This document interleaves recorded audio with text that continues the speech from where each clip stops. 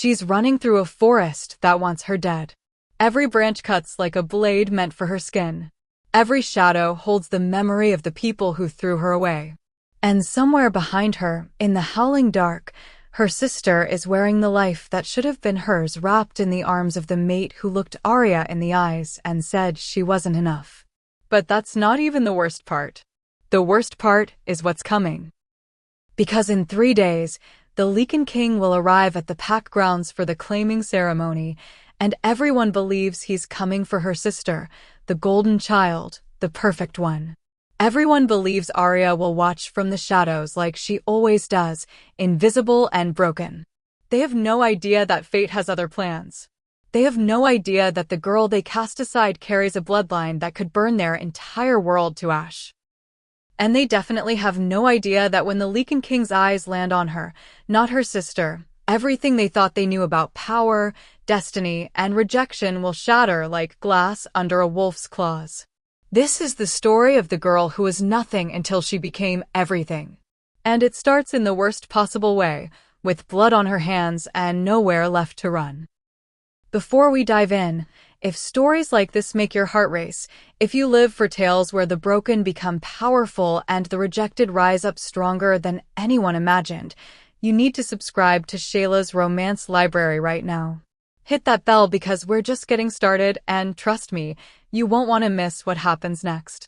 Drop a comment and tell me, have you ever been chosen last, looked over, treated like you were invisible? Because Arya has. And she's about to show them all exactly what they threw away. The rain hits like punishment. Cold, sharp, relentless. Arya crashes through the undergrowth, her lungs screaming, her wolf clawing at her insides begging to be released, but she can't shift. Not here. Not now. Not when they're still close enough to hear her bones break and reform. The forest is thick with the smell of pine and wet earth, but underneath it all is the metallic tang of her own blood. She doesn't remember when her feet started bleeding. Somewhere between the pack house and the border, her shoes fell apart. Somewhere between being shoved into the center of the gathering circle and hearing the words that destroyed her, her body stopped registering pain as anything more than background noise. You are not worthy of the mate bond. I, Daemon of the Silvercrest Pack, reject you, Arya Thorne, as my mate and future Luna. The words loop in her mind like a curse she can't break. 6 hours ago, she stood in front of the entire pack, the mate bond snapping into place like lightning through her chest, and for one shining, stupid moment, she thought her life was about to change. She thought being Daemon's mate would finally make her visible, finally give her a place to belong. But Daemon looked at her with those cold gray eyes she'd once thought were beautiful, and he said those words in front of everyone. Then he turned to her sister, Lyla. Perfect, golden Lyla with her glossy hair and easy smile. And he said the words Arya will never forget. But I choose you, Lyla. You're everything a Luna should be. You're strong where she's weak. You're confident where she hides. You're the wolf this pack deserves. And Lyla, her own sister, the girl who shared her childhood and her secrets, smiled. She smiled and took Daemon's hand and let him mark her right there in front of the pack, in front of the moon goddess herself, while Arya stood frozen, the rejected bond burning through her chest like acid. No one stopped it. No one questioned it. The pack alpha, their father, just nodded like this was the natural order of things. Like Arya was always meant to be the sacrifice, the one who didn't matter. She's been running ever since. The storm intensifies. Lightning splits the sky, illuminating the twisted trees for a split second before plunging everything back into darkness. Arya soaked through, shivering, her thin jacket doing nothing against the November cold. She needs to stop. She needs to think. But every time she slows down, she feels it, the pull of the severed bond, the phantom ache of what she almost had, and underneath it, something else. Something that's been growing in her chest for years, something hot and wild and dangerous that her father always warned her to suppress. Your bloodline is cursed, Arya. Your mother's line carries something that shouldn't exist. Keep it buried, keep it quiet, or you'll bring ruin to us all. She never understood what he meant. Her mother died when she was 6, and no one spoke about her after that. Just vague warnings and fearful looks whenever Arya's temper flared or her eyes flashed silver instead of the normal gold of their wolf pack. She learned to make herself small. She learned to hide. And look where that got her: rejected, bleeding, alone in a forest that's starting to feel less like shelter and more like a trap. A branch snaps behind her. Arya spins, her heart hammering, her hands coming up instinctively even though she has no weapon. The darkness shifts, and for a moment she thinks it's a wolf from her pack coming to finish what Daemon started. But the scent is wrong. It's not the familiar musk of Silvercrest. It's something else: pine and smoke and winter wind, ancient and powerful and utterly foreign. You run well for someone who's never been taught to fight. The voice comes from everywhere and nowhere, deep and rough like gravel under silk. Arya backs up, her spine hitting a tree, her eyes scanning the darkness frantically. Then he steps into view, and her breath catches so hard she nearly chokes. He's taller than any wolf she's ever seen, built like violence wrapped in control. Dark hair plastered to his skull from the rain, sharp jawline, and eyes that glow amber even in human form, a sign of an alpha so powerful his wolf bleeds through constantly. He's wearing black, blending with the shadows, and there's something about the way he moves that makes her instincts scream two different things at once: run and submit. Who are you? Arya manages, her voice shaking. She hates how weak she sounds, how small. But this male radiates dominance like heat from a fire, and every part of her wolf is screaming at her to show her throat. Someone who's been looking for you, Arya Thorne. Her blood goes cold. He knows her name. How does he know her name? Stay back. She tries to sound threatening, but it comes out desperate. Her hands start to heat up, that strange warmth that's been happening more and more lately, the thing her father always punished her for. She shoves it down, terrified of what it might mean. The stranger tilts his head, studying her with an intensity that feels like being stripped bare. You don't even know what you are, do you? They kept you ignorant. Kept you weak. Easier to control that way. You don't know anything about me. I know you were rejected tonight by a fool who couldn't recognize a queen if she burned him alive. I know your sister took what was yours because she's been taught that's her right. I know your pack is terrified of what runs in your veins, and I know that in 3 days, when the Lycan king arrives, your world is going to implode. He takes a step closer, and Arya's back presses harder against the tree.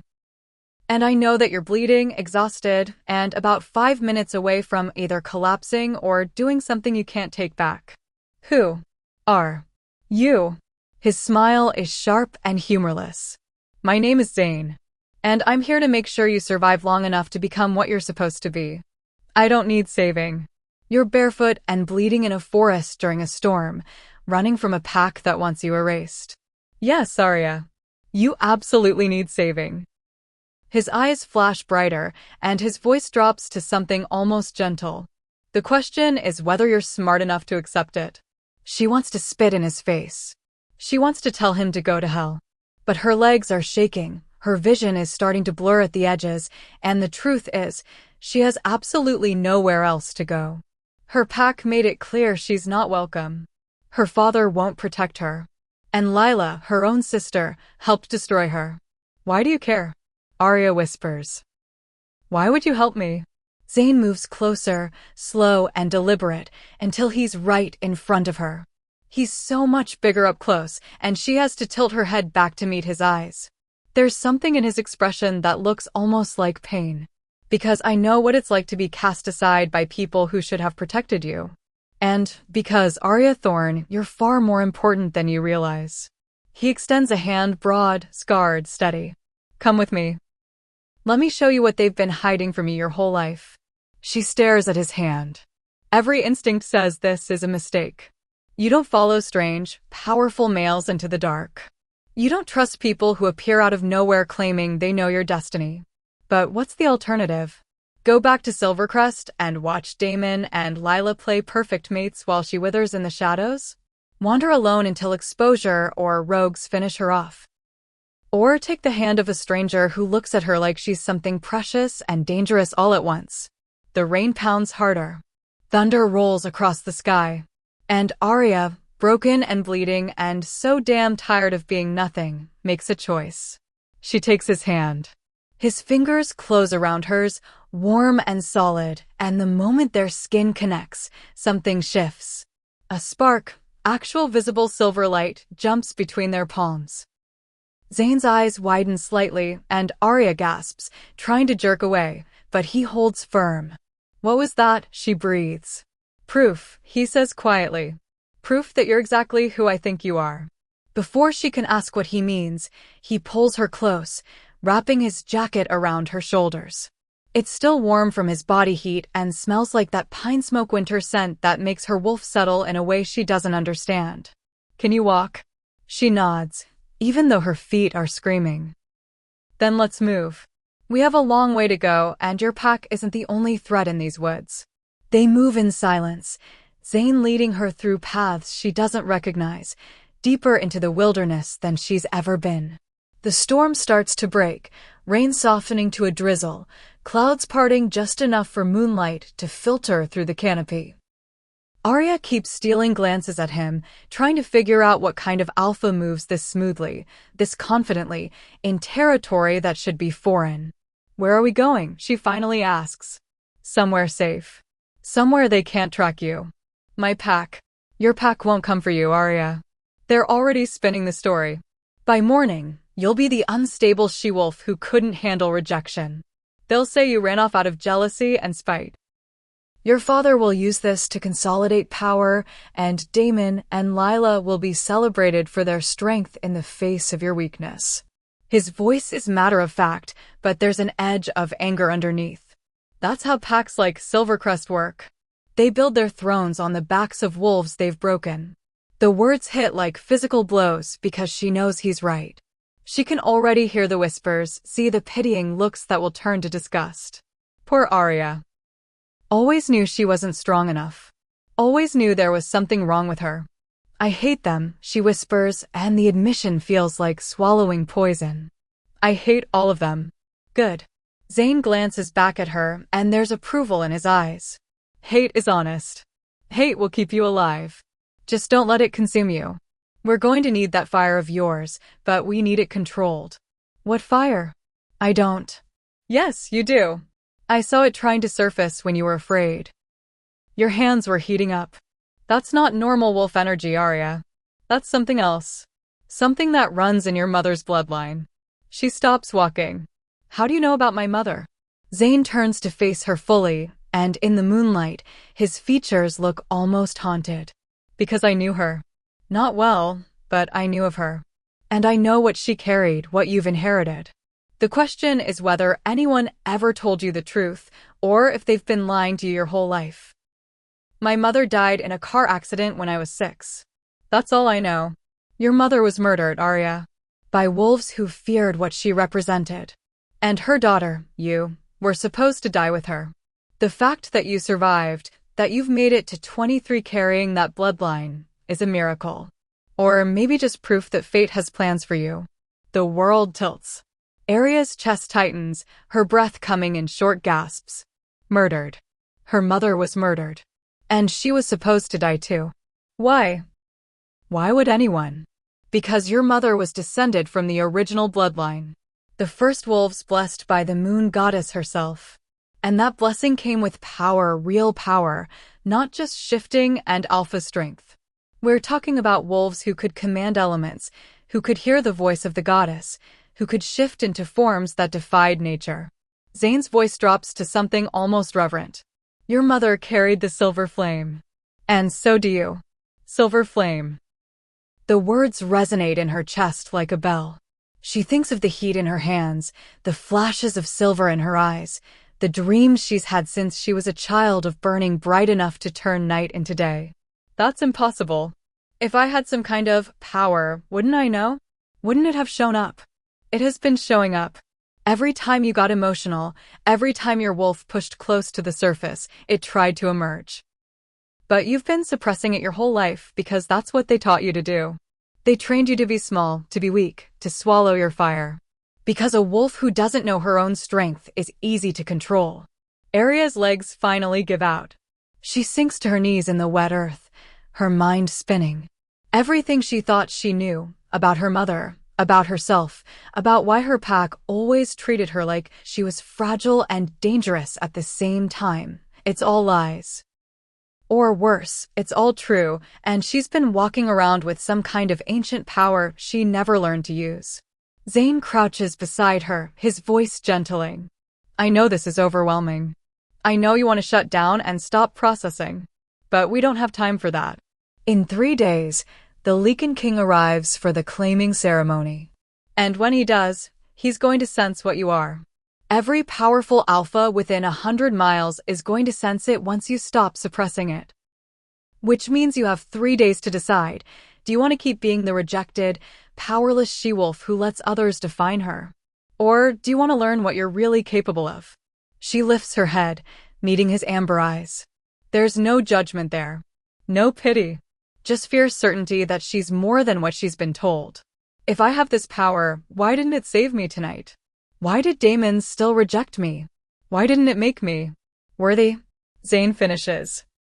Because power doesn't make you worthy, Arya. You were always worthy. Daemon's rejection has nothing to do with your value and everything to do with his fear. He sensed something in you that terrified him, something that would have overshadowed him completely. So he chose your sister, weaker, easier to control, no threat to his ego. That's not your failure. That's his cowardice. Something in her chest cracks open. Not the painful breaking of the rejected bond, but something else. Something that feels like a door unlocking. Will you teach me? She whispers. Will you help me become whatever I'm supposed to be? Zane stands, offering his hand again. That's why I'm here. This time when she takes his hand, the silver spark is stronger, brighter, and it doesn't scare her quite as much. He pulls her to her feet, steady and sure, and for the first time since Daemon spoke those horrible words, Arya feels something other than grief. She feels anger.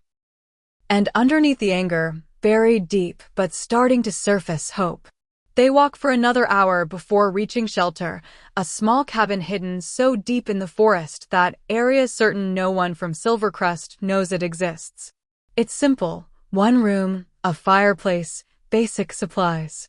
But it's warm and dry, and after the night she's had, it feels like luxury. Zane starts a fire while Arya sinks into a chair, her body finally allowing itself to feel the full extent of the damage. Her feet are torn up, her clothes are ruined, and there's a bruise blooming on her shoulder from where someone, she doesn't even remember who, shoved her during her humiliation. There's a bathroom through there, Zane says, not looking at her as he tends the fire. Clean clothes in the chest. Take care of yourself. We'll talk more after you've rested. She wants to argue, to demand answers now, but her body has other priorities. She limps to the bathroom, and when she catches her reflection in the small mirror, she barely recognizes herself. Her dark hair is tangled with leaves and mud, her hazel eyes are bloodshot from crying, and she looks small. Defeated. Everything she swore she'd never become. The shower is hot enough to hurt, and she lets it. Lets the water burn away the forest and the rain and the memory of Daemon's cold eyes. When she finally steps out, wrapping herself in clean, oversized clothes that must belong to Zane, she feels almost human again. Back in the main room, Zane has laid out food, simple bread, cheese, dried meat. Her stomach growls traitorously, and she realizes she hasn't eaten since breakfast. A lifetime ago. Before everything fell apart. They eat in silence for a while. Then Zane speaks, his voice low and careful. Tell me about the rejection. Not just what happened, but what you felt. Arya's hands still on her food. She doesn't want to go back there, doesn't want to relive it. But something in his tone tells her this isn't curiosity, it's necessary. I felt the bond snap into place during the full moon ceremony, she says quietly. It was like lightning through my chest, hot and bright and undeniable. I looked across the circle and Daemon was staring at me, and for a second, I thought I saw something in his eyes. Recognition. maybe even happiness. But then his expression changed. He looked afraid. No, not afraid. Disgusted. She takes a shaky breath, pushing through the memory. He walked over to me, and everyone was watching, waiting for him to claim me as his mate. The future alpha and his Luna. But instead, he leaned close and whispered, "I can feel something wrong in you. Something that doesn't belong. I won't tie myself to whatever curse you carry." Then he said the rejection out loud for everyone to hear. Zane's jaw tightens, but he stays quiet, letting her continue. The bond breaking felt like dying. Like someone reached into my chest and ripped out something vital. I couldn't breathe, couldn't think. And then he turned to Lila, and I watched him choose her instead. Watched her accept him knowing what it meant for me. She's my sister. My own sister. And she looked at me while he marked her, and she didn't even have the grace to look sorry. Did Lila know you were mates? She had to. Everyone felt it when the bond snapped. She knew, and she took him anyway. Aria's voice breaks. We shared everything growing up. I trusted her with all my secrets, all my fears. And she just took the one thing that was supposed to be mine. Some wolves will always choose power over love, Arya. Your sister is one of them. She saw an opportunity to become Luna, and she took it. It doesn't make it hurt less, but it does tell you exactly who she is. Arya nods, blinking back tears. She's cried enough today. She won't give them any more. After the rejection, your father didn't defend you? Zane asks. My father told me to leave. Said I was causing a scene, that I needed to accept the alpha's choice with grace. He wouldn't even look at me. Her hands clench. He's always been distant, but I thought he still cared, somewhere deep down. But he just stood there while the pack laughed at me. While they whispered about how I was always the weak one, the strange one, the daughter that didn't quite fit. He was protecting himself, Zane says flatly. If your power had emerged during that moment of trauma, it would have exposed him. Exposed what he's been hiding for 17 years, that his first wife carried a bloodline that makes his current pack look like puppies playing at being wolves. Why didn't she tell anyone? Why didn't my mother? Because she was trying to protect you. Your mother knew what happened to wolves like her, wolves who carried the old blood. They're hunted, captured, used for their power, or killed out of fear. She suppressed her abilities, married into a regular pack, tried to live a normal life. But someone found out. And they made sure she didn't pass on that knowledge to you. Aria's chest aches. I don't remember much about her. Just warmth. And feeling safe. She used to sing to me in a language I didn't understand. The old tongue. The language of the first wolves. If you heard it enough as a child, it might still be in there, buried in your memory. Zane leans forward, his eyes intense.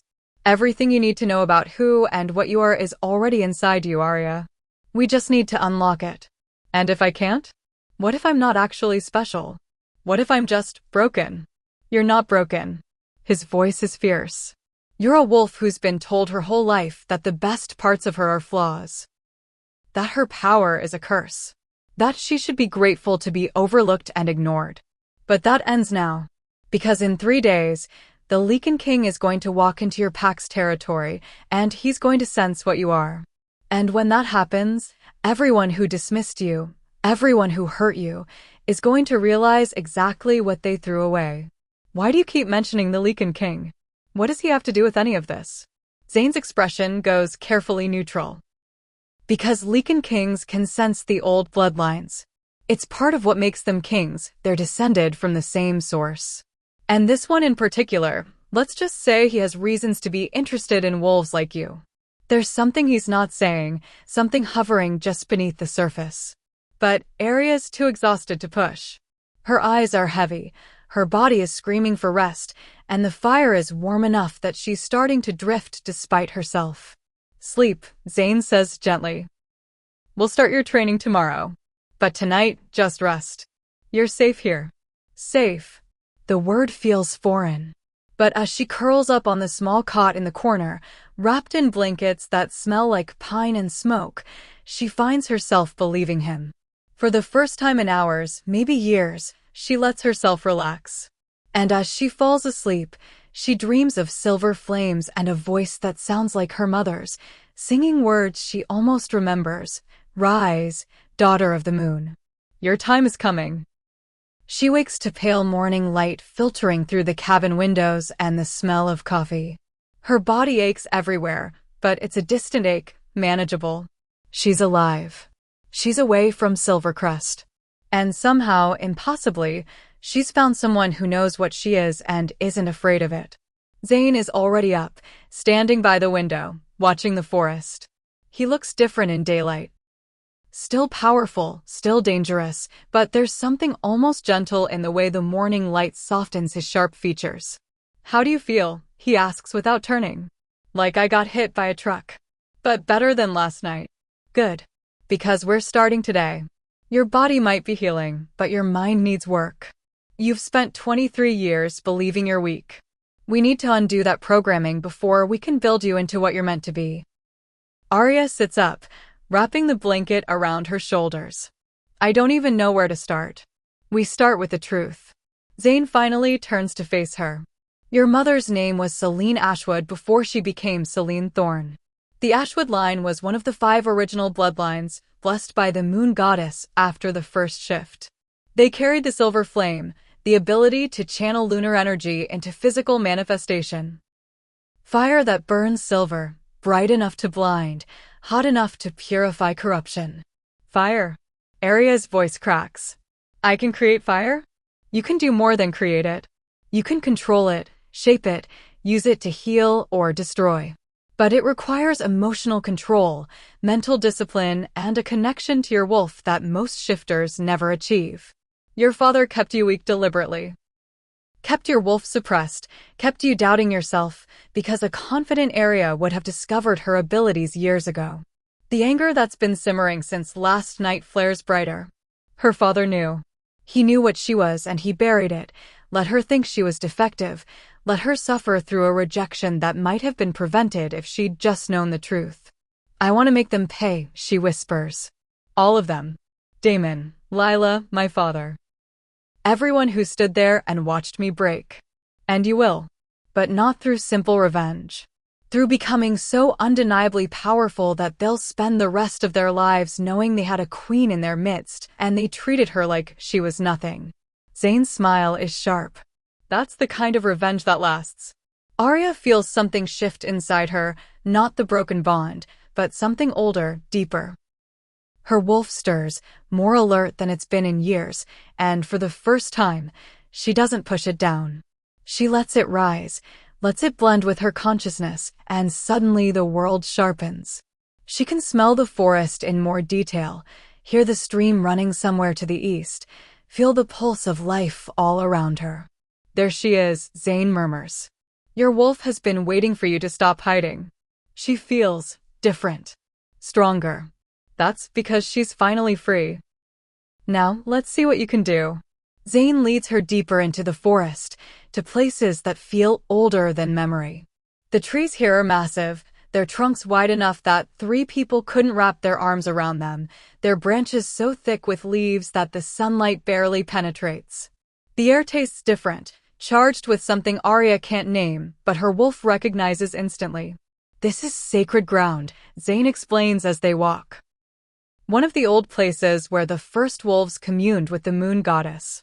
Your mother brought you here once, when you were very small. You won't remember it consciously, but your wolf does. And she's right, there's a familiarity to this place that makes her chest ache with longing. Like coming home after years away. They reach a clearing where ancient stones form a circle, each one carved with symbols that seem to shimmer in the dappled light. At the center is an altar, simple but elegant, worn smooth by centuries of use. The Moonstone Circle, Zane says reverently. This is where wolves of the old bloodlines came to awaken their gifts. Where they learned to hear the goddess's voice and channel her power. Arya steps into the circle, and immediately her skin prickles with energy. It's like standing in the center of a storm that hasn't quite broken yet, all potential, all coiled power waiting to be released. What do I do? Close your eyes. Connect with your wolf, really connect. Not the surface bond you're used to, but deeper. Ask her to show you what she knows, what she remembers. It sounds simple, but when Arya closes her eyes and reaches for her wolf, she realizes she's never actually done this before. She's always kept a wall between herself and her wolf, afraid of what might happen if she let it all the way in. But now, standing in this sacred place with Zane's steady presence nearby, she lets the wall crumble. And her wolf surges forward to meet her. It's overwhelming, a flood of instinct and memory and emotions that aren't entirely her own. She sees flashes of her mother, young and vibrant and glowing with silver light. She sees herself as a child, laughing as her mother teaches her to feel the moon's pull. She sees her father's face, twisted with fear, as he watches his wife burn with power he can't understand or control. Then the memories get darker. Men in black surrounding their car. Her mother fighting, silver flames erupting from her hands, trying to protect her daughter. The moment of impact when the car goes off the road. Her mother's final words, whispered as she dies, "Your fire will light the way. Don't let them take it from you." Arya gasps, stumbling, and Zane catches her before she falls. "Easy. Breathe through it." "What did you see?" "My mother. The attack. She died protecting me, and she knew I had the same power." Tears streamed down Arya's face. "She told me not to let them take it, but I did. I let my father bury it. I let myself believe I was weak. You were a child. You survived the only way you knew how. But you're not a child anymore, Arya. And it's time to reclaim what's yours." He guides her to stand at the altar, placing her hands on the cool stone. The moment she touches it, symbols light up across the surface, silver light tracing patterns that tell a story she can almost read. "This is the prophecy," Zane says quietly. "Written by the first oracle, hundreds of years ago. It speaks of a time when the old bloodlines would nearly disappear, hunted to extinction by wolves who feared their power. But it also speaks of a rebirth. One daughter born with the silver flame who would rise in a time of great darkness and unite the packs under the moon goddess's true will. That's not me. That's too big. You're just the daughter of Selene Ashwood, last of the silver flame carriers. You're just the wolf who survived an attack that should have killed you. You're just the one standing here right now while this altar responds to your touch for the first time in decades." His voice is firm but not unkind.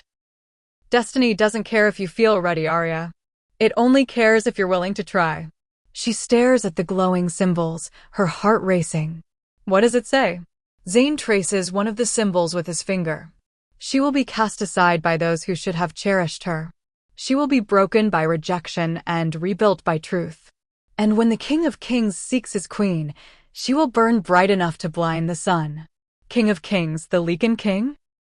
The prophecy was written long before the current Lycan hierarchy existed, but yes, many believe it refers to whoever holds that title when the prophecy fulfills. Which means in 3 days, when he arrives at your pack's territory. He's going to know I'm the one from the prophecy. Arya's voice is barely a whisper. He's going to come for me. He's going to recognize what you are. What he does with that information, that depends on what kind of male he is. Arya's mind spins. A prophecy. A Lycan king. A power she can barely understand, let alone control. It's too much. It's all too much. But then she thinks of Daemon's disgust. Lila's betrayal. Her father's cold dismissal. Every moment of her life spent believing she was less than, believing she deserved to be overlooked. And she thinks, maybe it's time to become too much. Maybe it's time to be so powerful they choke on their regret. "Teach me," she says, her voice steady for the first time since entering the circle. "Teach me everything. I don't care how hard it is. I don't care how much it hurts. I want them to see what they rejected. I want them to know they had something precious and they threw it in the dirt." Zane's expression shifts, pride and something else, something that looks almost like relief. "Then we begin now," Zane says, stepping back to give her space. The silver flame responds to 3 things: truth, will, and connection to the moon. You can't lie to it, you can't force it, and you can't use it while you're disconnected from your source. First lesson, tell me a truth you've never spoken out loud. Something you've buried so deep you've almost convinced yourself it isn't real. Arya's throat tightens. I don't. Yes, you do.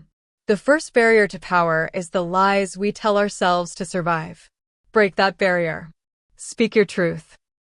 She closes her eyes, reaching for something buried beneath years of survival, beneath the careful masks she's worn to make herself acceptable. And when she finds it, the words burn coming out. I'm glad Damon rejected me. Silence. Then Zane's voice gentle. Why?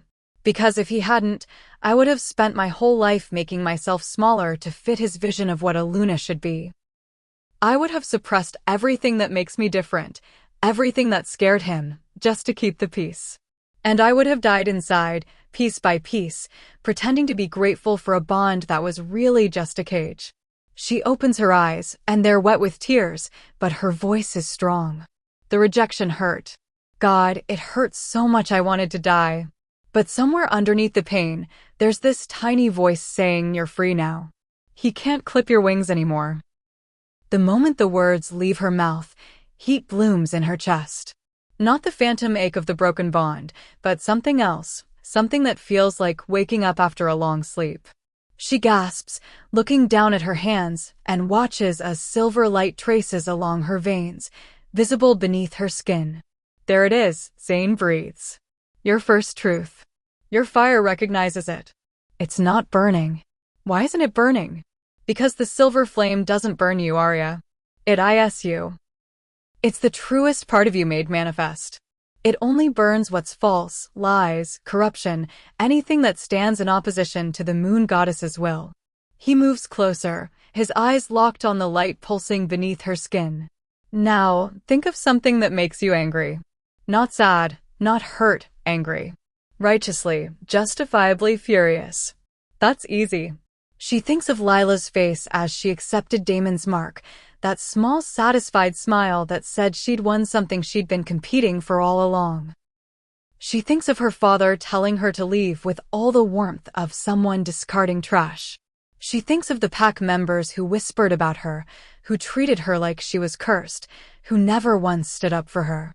The silver light in her veins flares brighter, hotter, and suddenly her palms are glowing. Not on fire, exactly, but radiating pure silver luminescence that makes the shadows dance. Good. Now release it. Don't throw it, don't force it, just open your hands and let it flow. Arya opens her palms, and silver flames bloom from her skin like flowers opening to the sun. They dance across her fingers, beautiful and terrible, and she can feel their hunger, not to destroy mindlessly, but to purify, to burn away everything false and leave only truth behind. I'm doing it, she whispers, awed. I'm actually doing it. You're doing more than that. Look at the altar.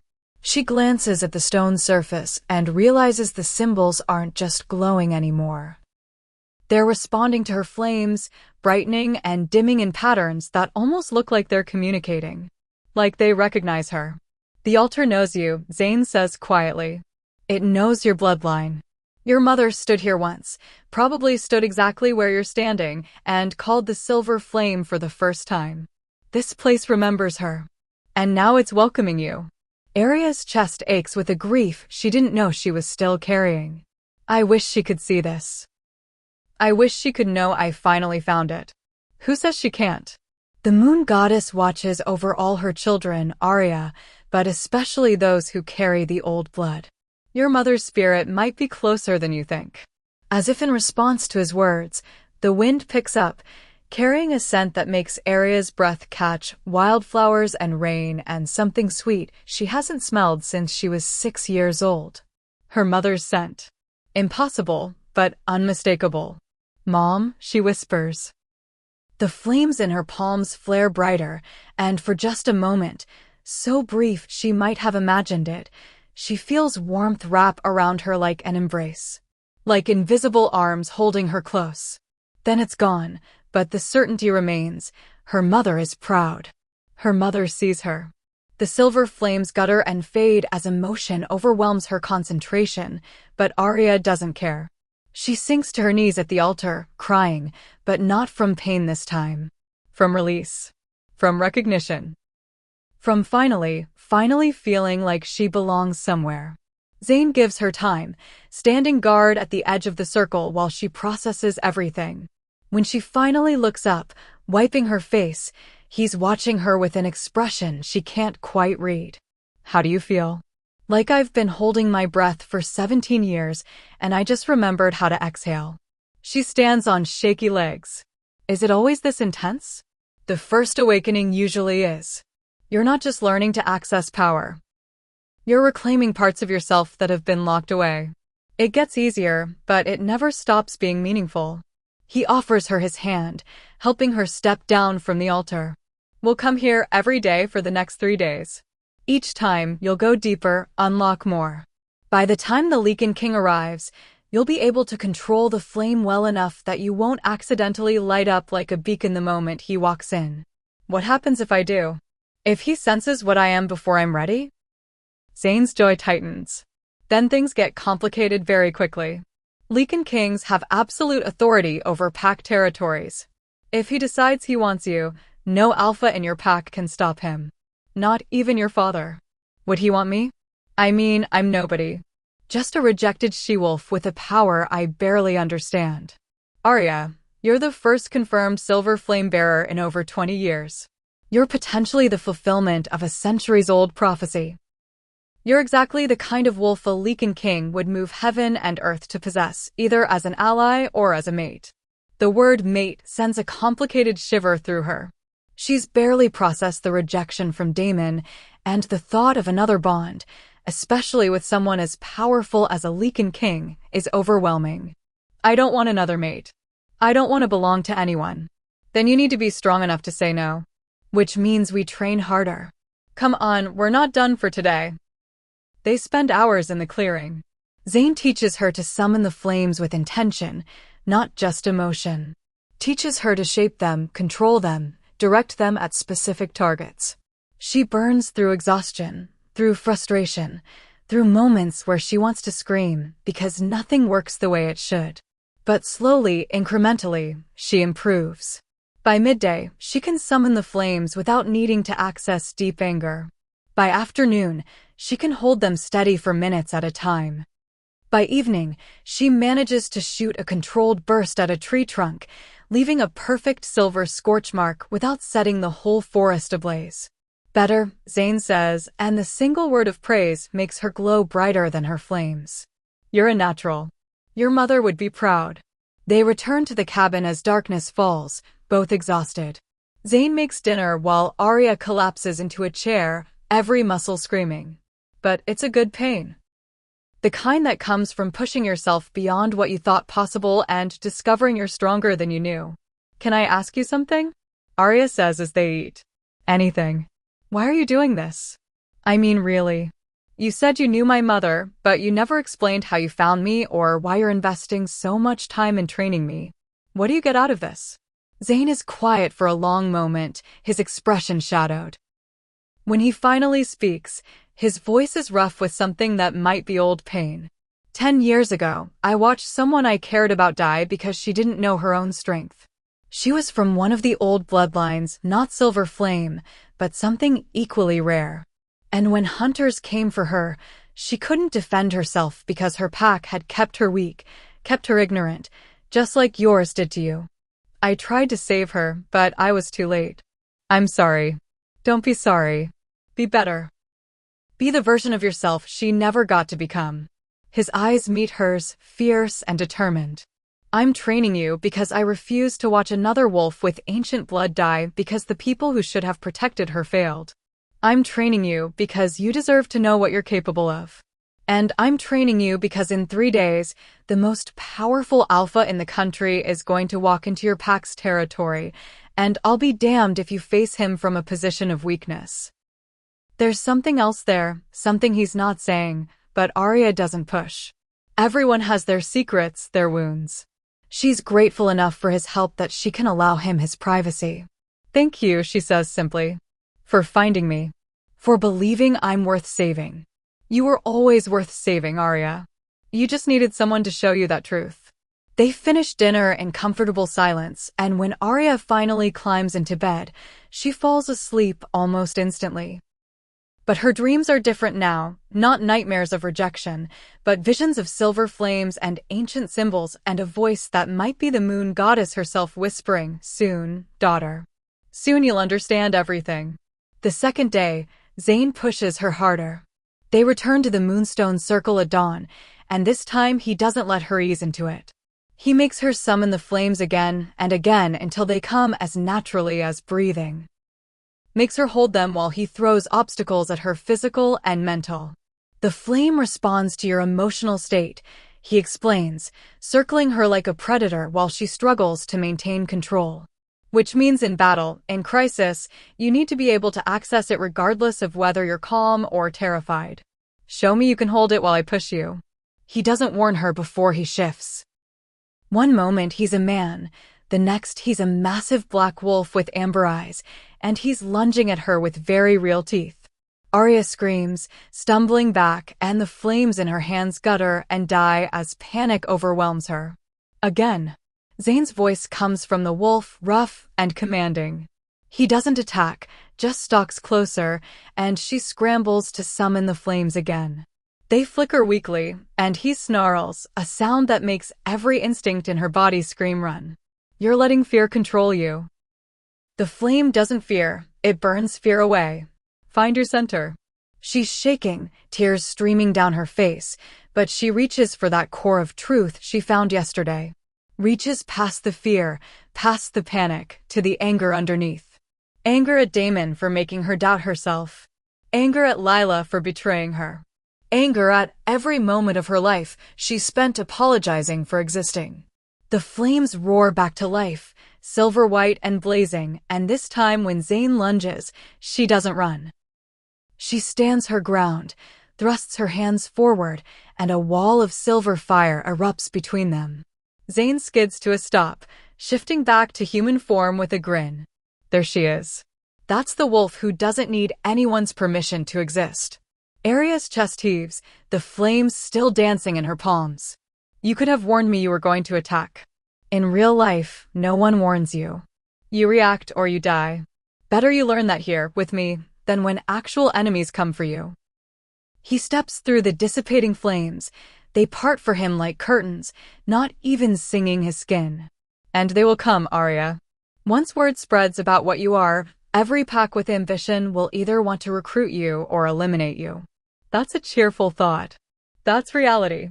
The old bloodlines weren't just powerful, they were threats to the status quo. Most alphas don't want wolves in their packs who could potentially overthrow them. They want obedient soldiers, not queens. And the Lycan King? What does he want? Zane's expression goes carefully neutral again, that same look he gets every time she asks about the king. That depends entirely on which rumors you believe. Some say he's collecting powerful wolves to build an army. Some say he's searching for his true mate and won't settle until he finds her. Some say he's mad with power and kills anyone who threatens his authority. Which one is true? I don't know. I've never met him personally. But I know he's dangerous, Arya.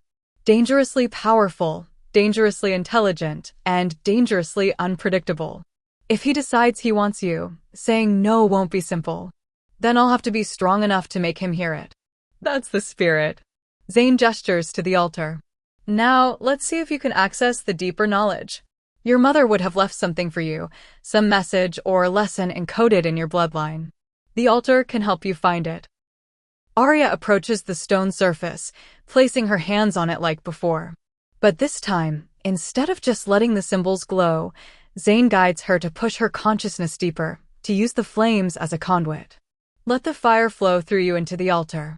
Let it connect you to everyone who came before.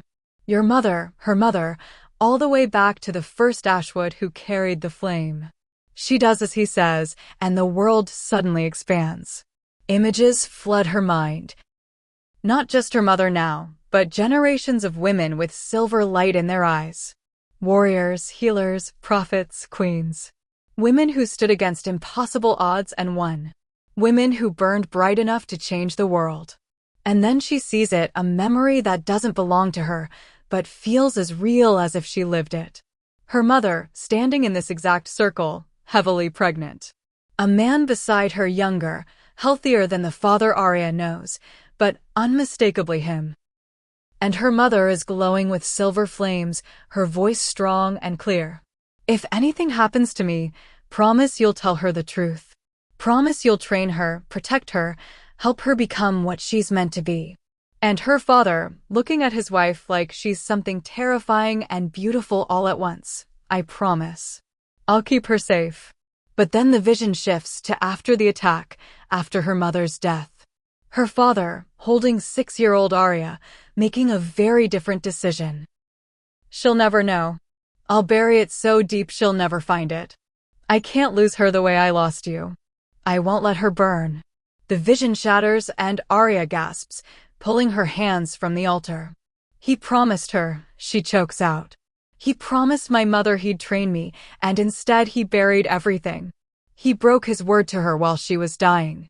Zane's expression is grim. Fear makes people do terrible things. He probably convinced himself he was protecting you. He was protecting himself from having to watch another woman he loved become powerful enough to leave him. Arya's hands clench and silver flames lick across her knuckles. He kept me weak so I'd need him. So I'd never be strong enough to question him or leave or become anything he couldn't control. Are you going to let that define you? Or are you going to prove him wrong? She looks at the flames dancing in her palms, then at Zane, then back at the altar covered in symbols that recognize her blood. I'm going to become so powerful that his failure haunts him every day for the rest of his life. Zane's smile is fierce and approving. Good. Now, let's make sure you have the skills to back that up. They train until the afternoon sun starts to sink toward the horizon. Arya's control has grown exponentially. She can summon, shape, and direct the flames with increasing precision. But Zane insists on pushing further. One more exercise, he says. I want you to try communicating through the flames. The silver flame isn't just a weapon, it's a connection to the moon goddess and to other wolves who carry the old blood. If you can learn to send messages through it, you'll never be truly isolated. How do I? She doesn't get to finish the question. Zane's head snaps toward the forest, his body going rigid, and she realizes he's heard something she can't. We have company, he says quietly. Multiple wolves. Close. Your pack must have tracked us. Arya's heart plummets. How? I thought this place was hidden. It is. Which means someone told them where to look. His eyes narrow. Or someone in your pack is better at tracking than I anticipated. Either way, we need to leave. Now. But it's too late. Wolves burst from the tree line 5, 6, 7 of them, all in fighting form, all bearing the silver crest pack markings. And leading them is someone Arya never wanted to see again. Daemon. He shifts to human form, naked and unashamed, his gray eyes locked on Arya with an expression that's part anger, part something else. Possessiveness, maybe. Or regret. There you are, he says, his alpha command voice rolling over the clearing like thunder. You've had your tantrum. Time to come home. Arya steps forward before Zane can stop her, and she's surprised by how steady her voice is. I don't have a home with Silvercrest anymore. You made that clear. Don't be dramatic. The pack is willing to forgive your scene. Your father wants you back. My father can go to hell. The other wolves growl at her disrespect, but Daemon holds up a hand, silencing them. His eyes track to Zane, and his expression darkens. Who is this? Your new mate? That was fast, Arya. Didn't realize you were so eager to replace me. He's not, we're not. She stops herself, furious that she's explaining anything. Who I'm with is none of your business. You rejected me, remember? In front of everyone. I was protecting you, Daemon snaps, and for the first time, there's genuine emotion in his voice. Not cold calculation, but something raw. I felt something wrong in you, something dangerous. If I'd claimed you, if I'd bound myself to whatever power you're hiding, it would have put a target on both our backs. I chose Lyla because she's normal, safe, predictable. You chose Lyla because you're a coward who can't handle a woman who might be stronger than you. His eyes flash gold, his wolf rising. Watch your mouth. Or what? You'll reject me again? Too late. I don't need your approval anymore, Daemon. I don't need Silvercrest. And I definitely don't need you. The Lycan King arrives tomorrow, Damon says, changing tactics. 1 day early. He sent word this morning. And when he gets there, he's going to ask about every wolf in the pack. If you're missing, if there's even a hint that we're hiding something, he'll tear the pack apart looking for answers. Your father needs you there. Arya's blood runs cold. Tomorrow. Not 3 days, tomorrow. She's not ready. She's barely scratched the surface of controlling her power. She's not going back, Zane says, speaking for the first time. His voice is calm, but there's steel underneath. You have no authority over her, Alpha Daemon of Silvercrest. She's no longer part of your pack. And who are you to make that decision? Someone who actually values her. Novel concept, I know. Daemon's control cracks. He shifts partially, claws extending, face elongating. I could kill you for that disrespect. You could try. The clearing erupts into chaos. Daemon's wolves surge forward, and Zane shifts instantly, meeting them head-on. He's outnumbered, but he fights like something beyond a normal alpha, faster, stronger, more brutal. Within seconds, 2 wolves are down, whimpering. Stop. Arya screams, but no one listens. Daemon circles around the fight, heading straight for her. You're coming back. Now. Whether you want to or not. He lunges, and instinct takes over. Arya throws her hands up, and silver flames erupt from her palms, not the controlled burns from training, but raw, terrified power. The fire slams into Daemon's chest, and he yelps, stumbling back, for smoking where the flames touched. Everything stops. Every wolf in the clearing freezes, staring at Arya with expressions ranging from shock to fear to awe. Because she's not just holding silver flames anymore, she's wreathed in them, her entire body glowing with light that makes the setting sun look dim.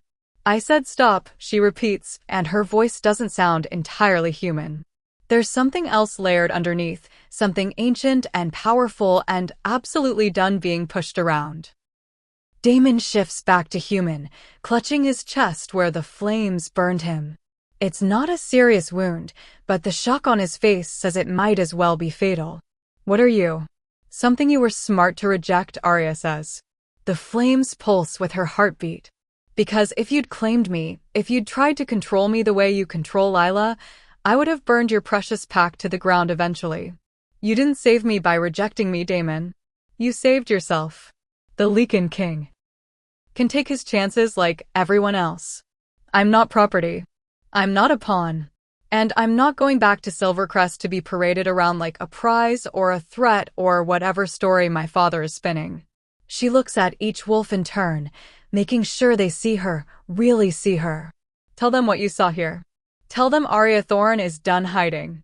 And tell them that tomorrow, when the king arrives, they better hope I'm feeling merciful. For a long moment, no one moves.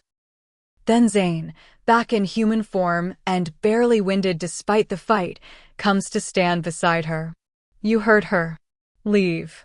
Daemon's pack doesn't need to be told twice. They retreat, injured wolves limping, all of them shooting terrified glances at Arya like she's become something out of nightmare. Only Daemon lingers, his expression complex. I did feel something in you, he says quietly. Something powerful and terrifying. And you're right, I couldn't have handled it. I'm not strong enough for what you're becoming. He meets her eyes. But I wasn't lying when I said I was protecting you. The Lycan King, he's not someone you want noticing you, Arya. Whatever you're planning, be careful. Then he shifts and disappears into the forest, leaving Arya and Zane alone in the clearing. The moment he's gone, Arya's flames gutter out, and she collapses. Zane catches her before she hits the ground, lowering her gently to sit. I did it, she gasps. I actually controlled it in a real fight. You did more than control it. You claimed your authority. Every wolf who saw you just now will spread the word. There's a silver flame bearer at Silvercrest, and she's not to be underestimated. He cups her face, making her look at him. But Daemon was right about one thing. The king arrives tomorrow, and we're out of time. Whatever preparation we'd planned for the next 2 days, we need to compress it into tonight. Can I do this? Can I really face a Lycan king and not get crushed? You just faced down your former mate and 7 Silvercrest warriors without breaking a sweat. Yes, Arya. You can do this. But you need to understand something. Tomorrow changes everything. The moment the king senses what you are, your life will never be the same. Every decision you make from that point forward will have consequences that ripple through the entire wolf world. No pressure then. Despite everything, he smiles. You're making jokes. That's actually a good sign. Come on, let's get back to the cabin. You need food, rest, and one final lesson before tomorrow. Back at the cabin, Zane makes her eat even though her stomach is churning with anxiety. While she forces down food, he explains what tomorrow will likely look like. The Lycan King will arrive with his personal guard, probably a dozen of the most powerful wolves in the country.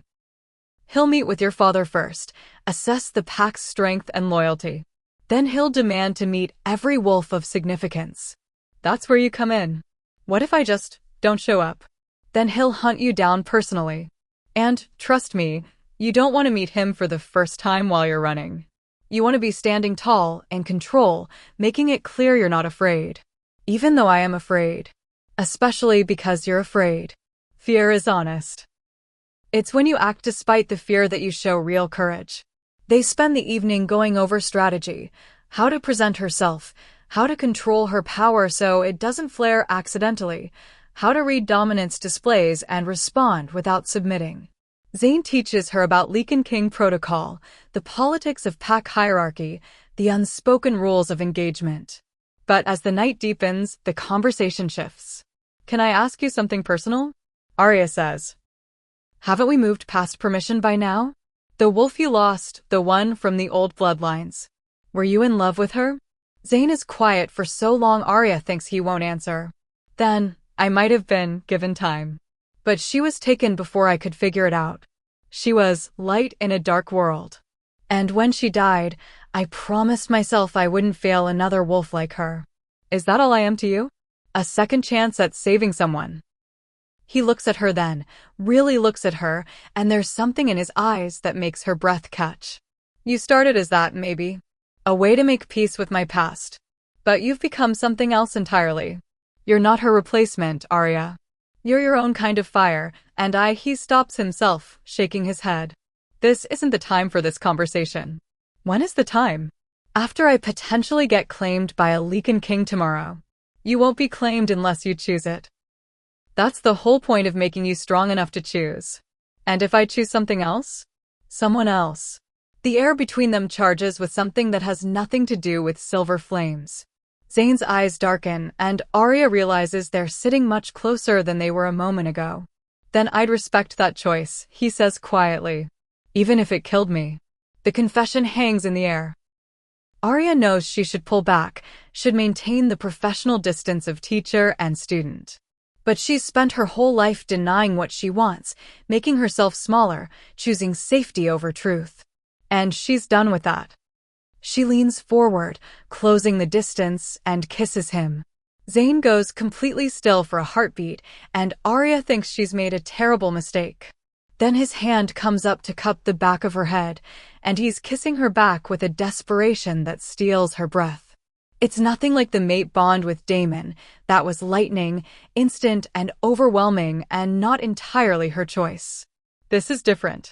This is choosing someone not because fate demanded it, but because she wants to.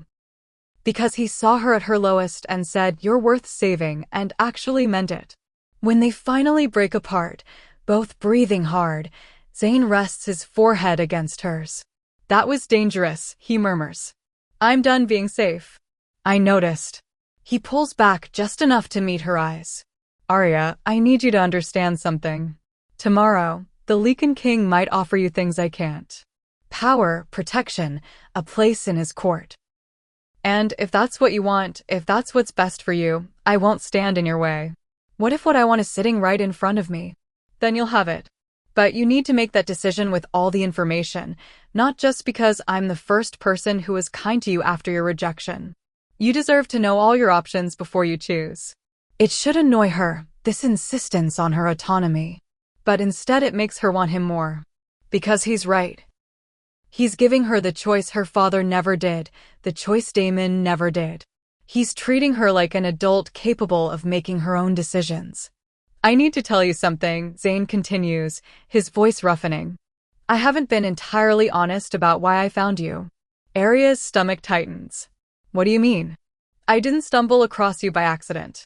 I was sent to find you, to confirm you were the silver flame bearer from the prophecy. He holds her gaze, unflinching. I was sent by the Lycan king. The world tilts. Arya pulls back, betrayal flooding through her. You're working for him? This whole time, the training, the care, everything, you were just delivering me to him. No. Listen to me.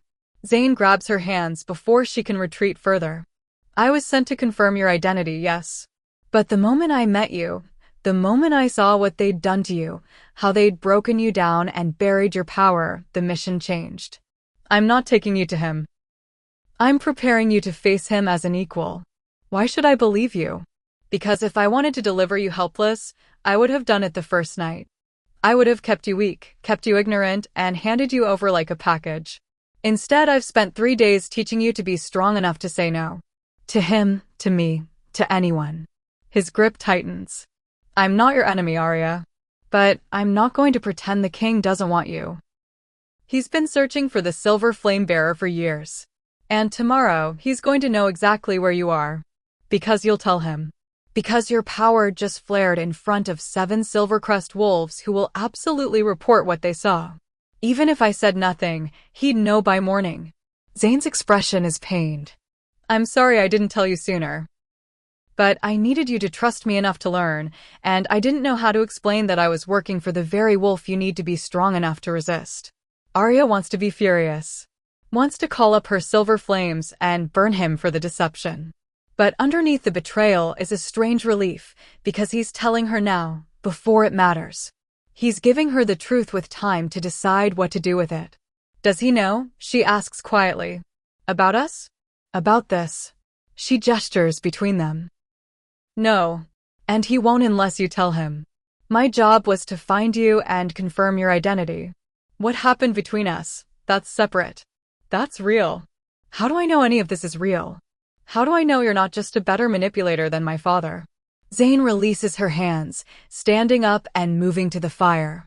When he speaks, his back is to her, and his voice is rough with something that might be pain. You don't. You have to choose to trust me the same way I'm choosing to betray my king's direct orders to deliver you compliant and controllable. I'm gambling my life on the belief that you're worth more than whatever reward he promised me. I'm gambling that you'll be strong enough to face him and win. And I'm gambling that maybe, when this is all over, you'll forgive me for not being honest from the start. Arya sits in the silence, her mind spinning. Everything is complicated. Nothing is simple. But isn't that the truth of life? People are messy, motivations are mixed, and sometimes the people who hurt you are also the ones trying to save you. She stands, walking over to where Zane stands rigid by the fire. She slides her hand into his and feels him shudder. I should hate you, she says quietly. I should burn you for lying to me. I know. But I don't. Because you're right, if you wanted to betray me, you would have done it already. You've had a dozen opportunities to keep me weak, and instead you've made me dangerous. She tugs his hand, making him turn to face her. So here's my choice, I trust you. Not because I'm naive, but because you've earned it. And tomorrow, when I face the Lycan king, I'm going to remember that I have someone in my corner who chose me over his orders. Zane's eyes shine with something that might be tears. You're going to be magnificent tomorrow. He won't know what hit him. Will you be there? At the meeting. I'll be there. Probably standing with his guard, pretending I'm just another loyal wolf. But I'll be watching, and if things go wrong, if he tries to force your hand, I'll step in. Orders be damned. That could get you killed. Then it gets me killed. His voice is fierce. I've spent 10 years living with the guilt of not saving someone I cared about. I won't make that mistake again. Not with you. Arya reaches up, cupping his face with both hands. The gesture feels monumental. This man who's been her teacher, her savior, her maybe something more, looking at her like she's the only thing in the world that matters. Tell me about her, she says softly. The wolf you lost. I need to know I'm not just a replacement. Zane closes his eyes, leaning into her touch. When he speaks, his voice is distant, remembering. Her name was Ivy. She was from the Northwood Pack, descended from wolves who could speak to animals. Not just wolves, but all creatures. She could calm a raging bear with a whisper, could ask ravens to scout for miles. It was beautiful, watching her work. He opens his eyes, and they're haunted. But her alpha saw her gift as a tool, not a wonder. He used her, worked her until she was exhausted, never let her rest. And when the hunters came, humans who'd learned about the old bloodlines and wanted to capture one for study, he didn't protect her. He let them take her because it saved his own skin. What happened to her? I found out too late. By the time I tracked her to their facility, they'd already experimented. Tried to extract her power, figure out how it worked. It broke something in her. Even after I got her out, she was never the same. She died 3 weeks later, not from her wounds, but from heartbreak. She just gave up. Aria's chest aches. I'm so sorry. I killed every hunter involved. Killed her alpha too, for good measure. It didn't bring her back, but it felt like justice. His hands come up to cover hers. And I swore I'd never let another wolf with the old blood be used that way. That's why when the Lycan King offered me a fortune to find the silver flame bearer, I took the job, not for the money, but because I wanted to find you first. Before someone worse did. And now? Now I'm terrified I'm going to lose you too. Not to hunters or cruel alphas, but to a king who could give you everything I can't. A throne, an army, a place in history. How'd I compete with that? Arya slides her hands down to his chest, feeling his heart hammering beneath her palms. You don't compete. You just be you, the wolf who saw me covered in blood and mud and said I was worth saving. The wolf who pushed me past my limits because he believed I could be strong. The wolf who's willing to betray his king for a girl he's known 3 days. She pauses. That's not nothing, Zane. That's everything. He kisses her again, slower this time, less desperate and more reverent. Like he's memorizing the taste of her, the feel of her, just in case tomorrow tears them apart. When they finally separate, both of them are breathless. Zane rests his forehead against hers. Whatever happens tomorrow, I want you to know, these 3 days with you have been the first time in 10 years I felt like I was doing something that mattered. You matter, Arya. Not because of your power or your bloodline or some prophecy. Just because of who you are. A rejected, broken she-wolf who didn't know her own strength? A queen who just needed someone to hand her a crown and get out of her way. The words settle into her bones, filling spaces she didn't know were empty. She wants to stay in this moment forever safe, warm, wanted. But dawn is coming, and with it, the Lycan King. We should rest, Zane says reluctantly. Tomorrow is going to be the hardest day of your life, and you need to be sharp. Will you stay with me? I don't mean anything, I just don't want to be alone tonight.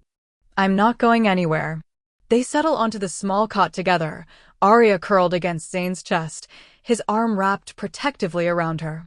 It's innocent and intimate all at once, and for the first time since the rejection, Arya feels like she can breathe fully. Zane, she whispers into the darkness. Thank you for choosing me. Even when it cost you everything. His arm tightens around her. You're worth it. You'll always be worth it. She falls asleep to the steady rhythm of his heartbeat, and this time her dreams are gentle, her mother's voice singing in the old tongue, silver flames dancing like stars, and a future that might just be bright enough to chase. Arya wakes before dawn, her body thrumming with nervous energy. Zane is already up, making coffee, his expression serious. Today is the day. No more training, no more preparation. Just her power, and whatever the moon goddess has planned. How do you feel? Zane asks, handing her a mug. Terrified. Excited. Ready to burn the whole world down if necessary. She takes a sip, grateful for the warmth. Normal pre-meeting a Lycan King feelings. That's my girl. He sits beside her. Remember what we practiced. Control your breathing, control your power. Don't flare unless you choose to. And don't let him intimidate you. Lycan kings are experts at dominance displays, but you're not Pac. You don't owe him submission. What if he tries to force me? To claim me or take me or whatever kings do? Then you remind him that the silver flame bows to no one except the moon goddess herself. And if he pushes, Zane's eyes flash amber. Then I step in. You'll lose. Maybe. Maybe not. Lycan kings are powerful, but they're not invincible. And I've got motivation he doesn't. I'm fighting for someone I care about, not just pride. Arya sets down her mug and kisses him, quick and fierce. Don't die for me today. I've had enough people leave me. Then I guess I'll have to win. They spend the morning getting ready. Zane produces clothes for Arya that she didn't know he had, a simple but elegant dress in deep forest green that brings out the gold in her hazel eyes. It's practical enough to fight in if necessary, but formal enough to show respect for the occasion. Where did this come from? I might have planned for this contingency. You needed something that said, I'm not trying to impress you, but I'm also not someone you can dismiss. He circles her, adjusting the fit. Perfect. You look like exactly what you are, a queen in waiting. I'm not a queen. Not yet. Give it time. They leave the cabin as the sun crests the horizon, heading back towards Silvercrest territory. Arya's stomach churns with every step. She's going back to the place that rejected her, to face people who humiliated her, and she's doing it with power they can't understand and a confidence she's still building. But she's not the same wolf who ran bleeding into the forest 3 days ago. That Arya was broken, lost, ashamed. This Arya is fire wrapped in skin, and she's done apologizing for burning too bright. One more thing, Zane says as they near the border. When you see him, the king, you're going to feel his power. It's going to press against you like a physical weight, trying to make you submit. Don't fight it with force. That just feeds the power struggle. Instead, let it wash over you like water, acknowledge it, and stand firm anyway. Show him you see his strength and choose not to bow. That sounds impossible. You've done impossible things all week. What's one more? They cross into Silvercrest territory, and immediately Arya feels the difference. The pack is on high alert. Wolves everywhere, all tense, all watching. When they spot her, whispers erupt like wildfire. The rejected daughter has returned. And she's not alone. They make their way to the pack house, a sprawling structure at the heart of the territory. Arya hasn't been here since the rejection ceremony 3 days ago, and the sight of it makes her chest tight with old pain. But she pushes through it, lifting her chin, channeling every ounce of confidence Zane has helped her build. The pack has gathered in the main courtyard, hundreds of wolves, all waiting. And at the center, standing on the raised platform where Daemon rejected her, is her father. Alpha Marcus Thorne looks older than she remembers. Grayer. More tired. But when his eyes land on her, they flash with something that might be relief or fear or anger. She can't tell. Arya. His voice carries across the courtyard, formal and cold. You've returned. I've returned, she echoes, not bothering to call him father. That title feels like ash in her mouth. The Lycan King will be here within the hour. I trust you'll conduct yourself appropriately. Define appropriately. You will show respect. You will not embarrass this pack further with displays of instability. And you will answer any questions the king has honestly. His eyes narrow. Is that understood? I understand you're terrified he'll find out what I am. What you've been hiding for 17 years. The courtyard goes deadly silent. Her father's face purples with rage. Careful, daughter. I'm not your daughter. Not anymore. Arya steps forward, and silver light flickers in her eyes, just enough to make her point. I'm a wolf you failed. A wolf you lied to. A wolf whose mother you betrayed by breaking your promise to her. So no, Alpha Marcus, I will not conduct myself appropriately by your standards. I'll conduct myself honestly. And if that embarrasses you... She smiles, cold and sharp. Good. Before her father can respond, a howl rises from the border, long, powerful, unmistakable. The Lycan King has arrived. Every wolf in the courtyard snaps to attention. Arya's heart hammers, but she forces herself to breathe steadily. This is it. The moment everything changes. Zayn moves to stand with a group of unfamiliar wolves, the King's Guard, she realizes. He catches her eye briefly, and the message is clear. I'm here. You've got this. The crowd parts, forming a pathway from the border to the platform. And then he appears. The Lycan King is not what Arya expected. She'd imagined someone ancient, scarred, brutal-looking. Instead, he's young, maybe 30, and devastatingly handsome in a way that feels almost cruel. Tall, broad-shouldered, with dark hair and eyes that glow amber gold even in daylight. He moves with the kind of grace that comes from absolute confidence, and his power radiates from him like heat from the sun. Every wolf in the courtyard, including the alphas, lowers their heads in submission. Every wolf except Arya. She stands tall, meeting his gaze directly, and feels the moment his attention locks onto her like a physical impact. Those amber eyes widen slightly, and something flashes across his face too quickly for her to read. Then he's standing in front of her father, and his voice, deep, cultured, commanding, rolls across the courtyard. Alpha Marcus. Thank you for your hospitality.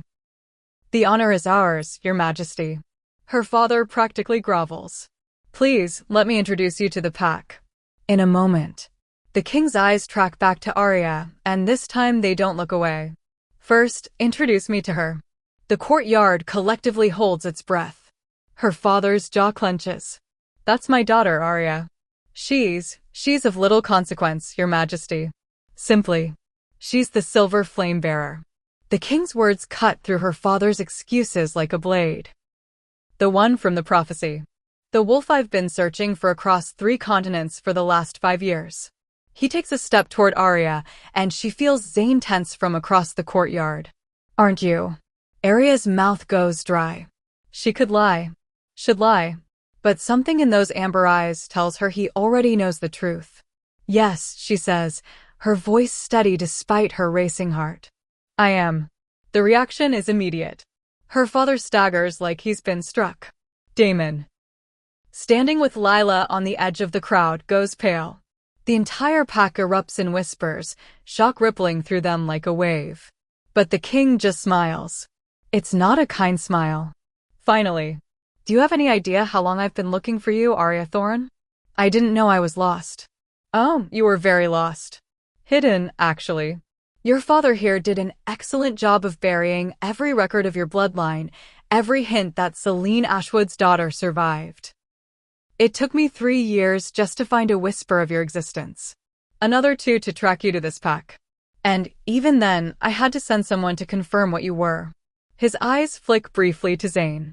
Thank you, by the way. Your report was illuminating. Arya's stomach drops. She looks at Zayn, and the guilt on his face confirms what she's desperately hoping isn't true. He sent you reports? About me. Zayn's expression is pained.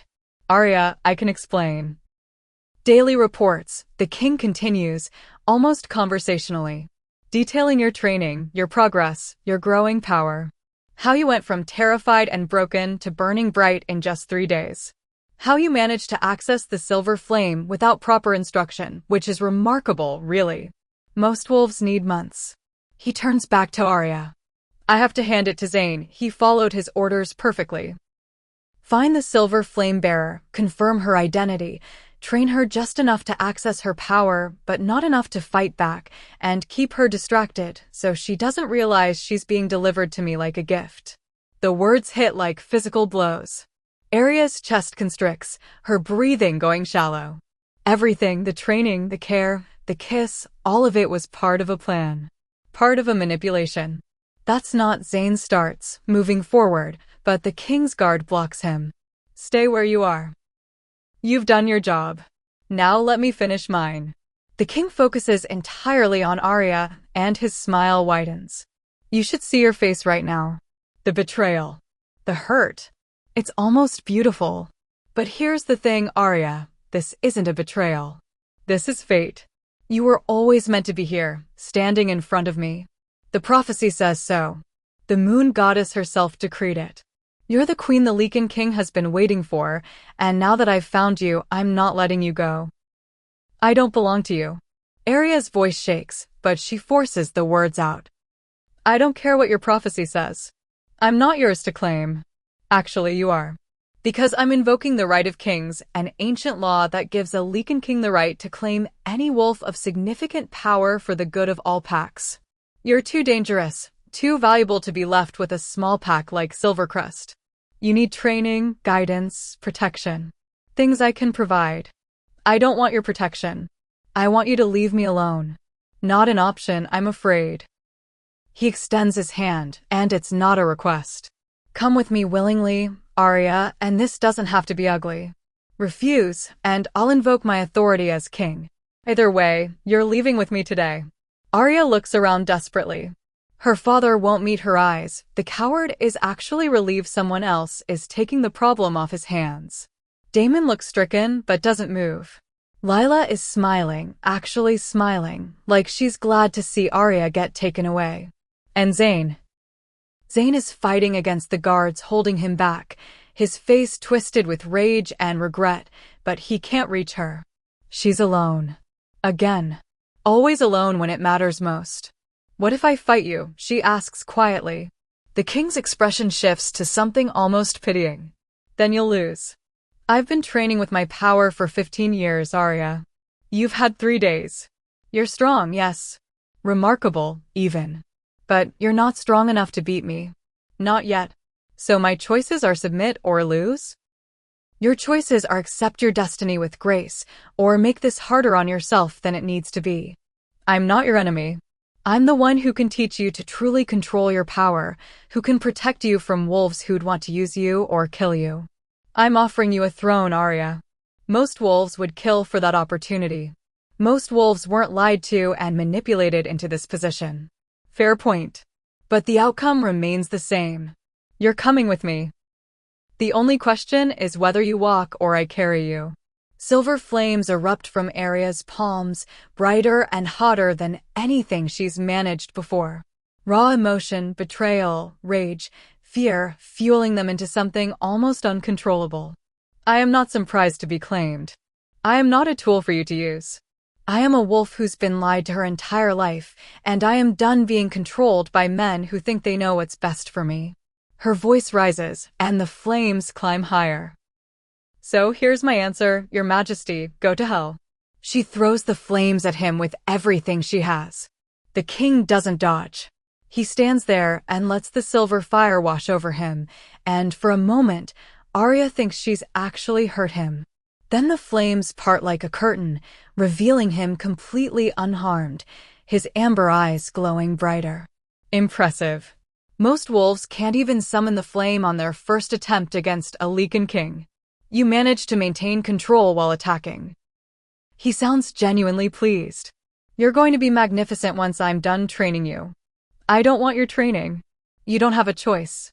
He moves faster than she can track, and suddenly his hand is around her wrist, his grip like iron. She tries to summon more flames, tries to fight, but his power slams into her, not physically, but energetically. A crushing weight that makes her knees buckle, that steals her breath and smothers her fire like she's drowning. Stop fighting, he says, not unkindly. You're only hurting yourself. Through the fog of his power, Arya sees Zane finally break free from the guards. Sees him shift mid-leap, a massive black wolf hurtling toward the king with murder in his eyes. No, she screams, but it's too late. The king releases her wrist just long enough to catch Zane by the throat midair. One hand, holding a full-grown alpha wolf like he weighs nothing. Zane's claws rake at the king's arm, drawing blood, but he doesn't let go. This is why I told you to stay back, the king says, his voice cold now. You completed your mission. Your connection to her should have ended there. But you had to go and develop feelings, didn't you? Had to make this complicated. Let him go. Arya tries to stand, but her legs won't support her under the weight of the king's power. Please, he was just following orders. Don't hurt him. Following orders would have been keeping her at a distance. Following orders would have been delivering her vulnerable and easy to control. Instead, You trained her to resist me, taught her to value her own strength. That's called treason, Zane. And the punishment for treason is death. His hand tightens and Zane's struggles weaken. Arya watches in horror as the wolf she kissed last night, the wolf who promised to protect her, starts to go limp. Stop. I'll go with you. I'll do whatever you want, just please don't kill him. The king pauses, turning those calculating amber eyes on her. You'll come willingly? No more fighting, no more resistance. Yes. Just let him live. Please. Interesting. You've known him 3 days and you're already willing to trade your freedom for his life. He must have made quite an impression. The king drops Zane, who hits the ground hard and doesn't move. Very well. I accept your terms. You come with me, serve as my queen in training, and he lives. But if you try to escape, if you fight me, if you make me regret this mercy, I'll hunt him down and kill him slowly. Is that understood? Arya nods, tears streaming down her face. She tries to crawl toward Zane, to check if he's breathing, but the king catches her arm. No goodbyes. You're mine now, and I don't share. He lifts her easily, cradling her against his chest despite her attempts to struggle. Your father, thank you for hosting. Daemon, congratulations on your mating. And Arya. He looks down at her with something that might be genuine regret. I truly am sorry it had to happen this way. But destiny doesn't care about our preferences. Only our choices. Then he's moving, carrying her toward the vehicles waiting at the border, and Arya watches over his shoulder as the pack, her pack, the wolves who should have protected her, do absolutely nothing. The last thing she sees before they reach the cars is Zane finally stirring, lifting his head just enough to meet her eyes across the distance. The pain and rage in his expression nearly breaks her. Then she's inside a vehicle, the door closes, and her old life disappears behind tinted windows. The drive feels endless. Arya sits in silence, the Lycan king beside her, his guards in the front seats. She's not restrained. Doesn't need to be when his power fills the vehicle like a physical presence, reminding her constantly who's in control. You can stop crying, he says after the first hour. I'm not the monster you're imagining. You're kidnapping me. That's pretty much the definition of monster. I'm claiming what the prophecy says belongs to me. There's a difference. Not from where I'm sitting. He sighs, and for the first time, he sounds almost human. My name is Adrian, by the way. Adrian Blackthorn. You should probably know the name of your future mate. Arya's head snaps up. I'm not mating you. The prophecy says otherwise. The King of Kings seeks his queen. The silver flame bearer becomes his Luna.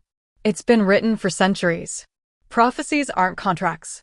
I don't care what was written, I'm not binding myself to someone who forced me. Even if that someone can give you everything you've ever wanted. Power, protection. A place where you don't have to hide what you are. Adrian leans closer. I know what happened with Daemon. I know he rejected you because your power scared him. That will never happen with me.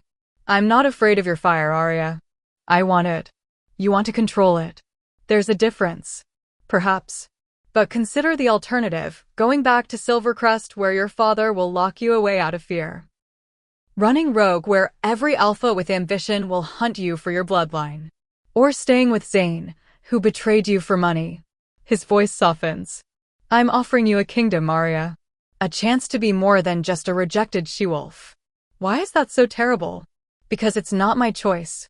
Because you took my agency the moment you invoked some ancient law to claim me. You didn't ask, you took. Would you have said yes if I'd asked? The honest answer is no, and they both know it. Arya turns away, staring out the window at unfamiliar territory flying past. They've been driving for hours, wherever he's taking her, it's far from anything she knows. Where are we going? My territory. The Lycan court in the northern mountains. It's beautiful, you'll like it. I won't. You will. Eventually. He sounds so certain it makes her want to scream. I understand you hate me right now. That's fine. But give it time, Arya. Give me a chance to show you that this doesn't have to be a prison. It could be a partnership. Partnerships require equal power. You made it clear I'm not your equal. Not yet. but you could be with proper training. That's what I'm offering, a chance to become everything the prophecy says you're meant to be. And yes, that includes being my queen. But it also includes being the most powerful female wolf in existence. Doesn't that appeal to you at all? It does, and she hates that it does. Arya has spent 3 days tasting power, feeling what it's like to be strong, and some dark part of her wants more.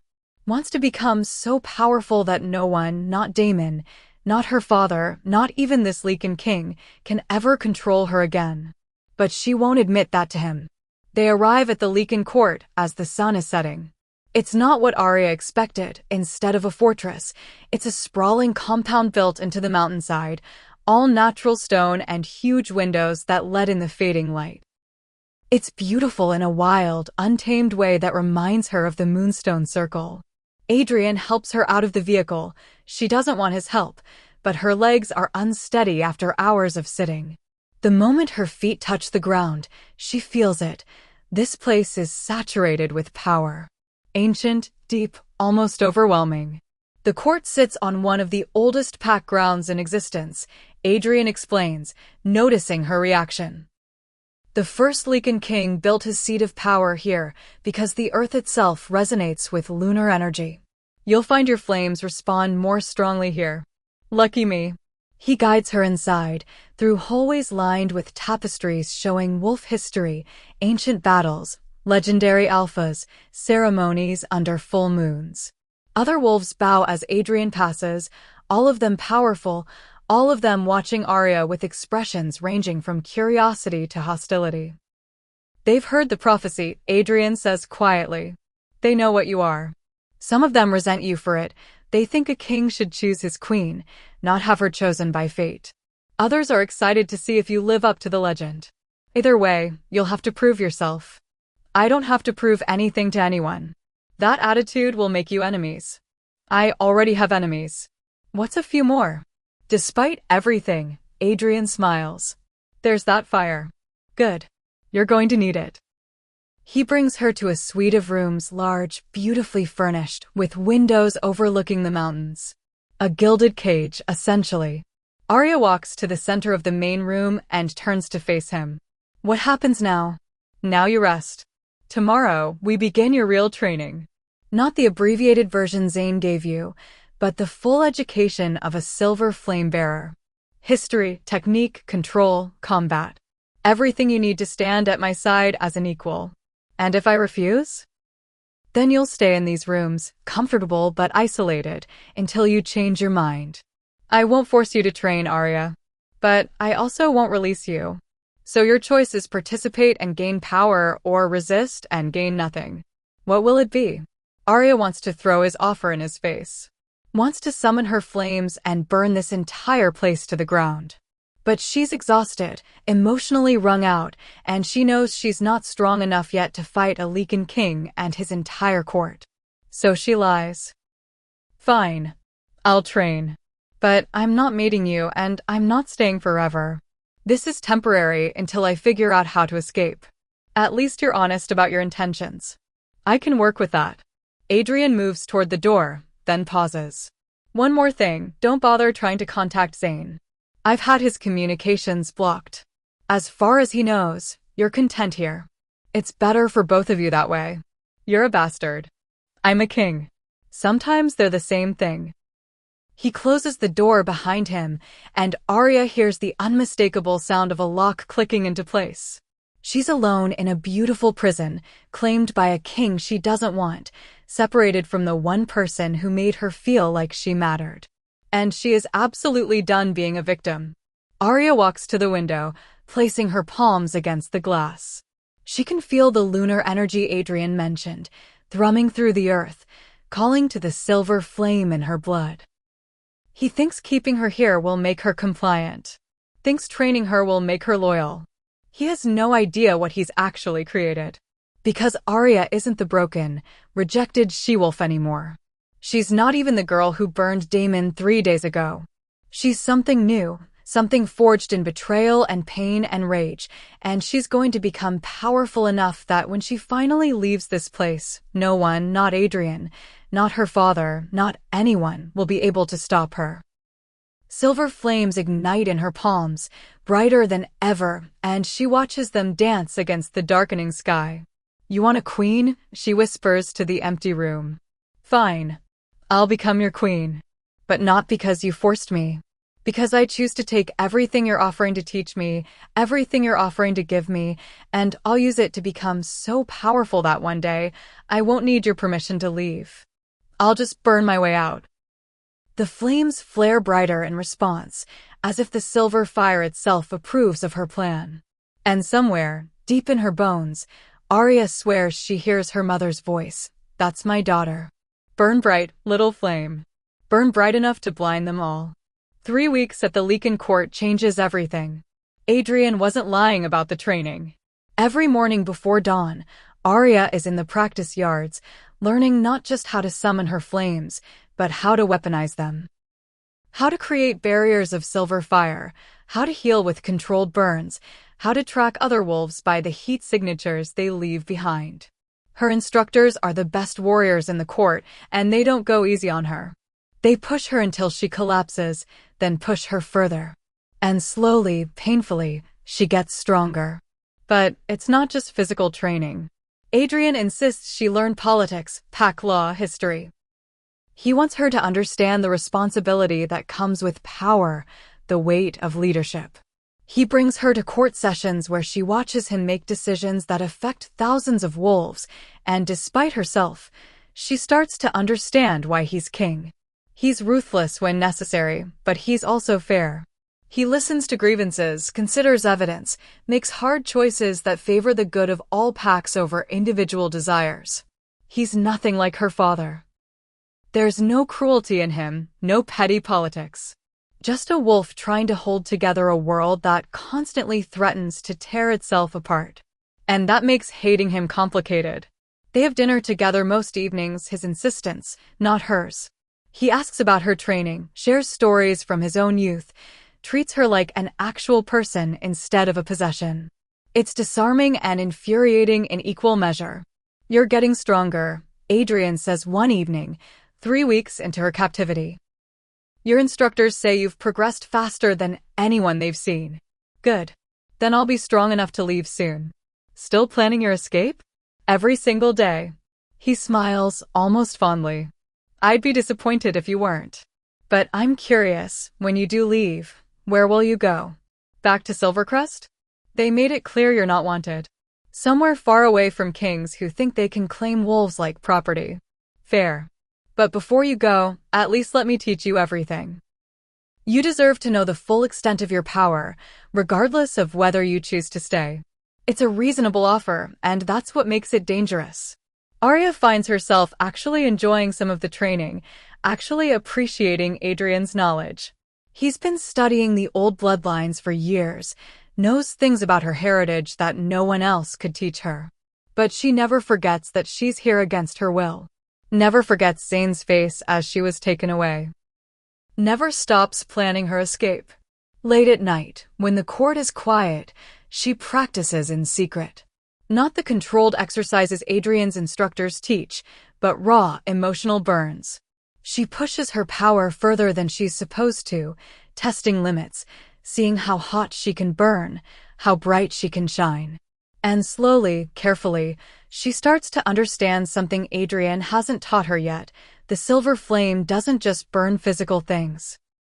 It burns through lies, through magical bonds, through anything false, including the lock on her door.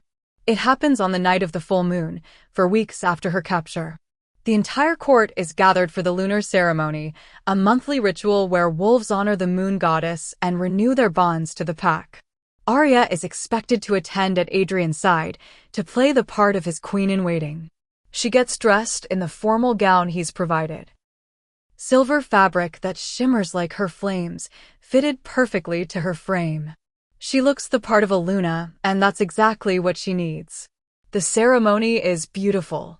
The ceremony is beautiful. Hundreds of wolves gathered under the full moon, their voices rising in the ancient songs. Adrian stands at the center, magnificent in his power, leading the ritual with a grace that makes it clear why he's king. And beside him, where a queen should stand, is an empty space clearly meant for Arya. She takes her position, feeling every eye in the court on her. The hostile ones waiting for her to fail. The curious ones wondering if she'll actually go through with the ceremony. And Adrian's warm, hopeful, genuinely believing she's starting to accept her place here. He has no idea tonight is the night she burns it all down. The ritual proceeds. Offerings to the goddess. Renewals of pact bonds. Then Adrian turns to her, extending his hand, and his voice carries across the gathered wolves. Tonight, under the witness of the moon goddess, I claim Arya Thorne as my chosen queen. The prophecy made manifest. The silver flame bearer who will stand at my side and help unite all pacts under true lunar law. He meets her eyes. Do you accept this claim? The courtyard goes silent. This is the moment. If she says yes, she becomes bound to him, not by mate bond, but by the sacred laws of the lunar ceremony. Bound in a way even her flames might not be able to break. If she says no in front of the entire court, she humiliates him and risks his rage. But she also breaks the spell of inevitability that's been building around her. Arya looks at Adrian, really looks at him. At the king who kidnapped her but also trained her. Who claimed her but also taught her to claim herself. Who wants to possess her but also, in his own twisted way, wants her to be powerful. And she makes her choice. No. The single word drops like a stone into still water. Ripples of shock spread through the crowd. Adrian's expression doesn't change, but his eyes flash amber, his wolf surfacing. Arya. I said no. She pulls her hand from his, and silver flames erupt along her arms. Not threatening, just present. A reminder of what she is. You asked if I accept your claim. I don't. I won't. I refuse to be bound by a prophecy I didn't choose, to a king who took me by force, to a future that was decided before I ever had a say. We had an agreement. You would train, you would learn. And I have. You wanted me to become powerful enough to stand at your side as an equal? Congratulations, Adrian. You succeeded. I'm powerful enough now to tell you no and actually mean it. The flames climb higher, brighter, and Arya feels the full moon's energy pouring into her like liquid silver. I'm grateful for the training. Truly. You taught me things about myself I never would have learned otherwise. But I'm not staying. I'm not yours. And I'm sure as hell not fulfilling a prophecy written by wolves who died centuries before I was born. Adrian's power slams into the courtyard, that crushing, overwhelming force she felt the first time they met.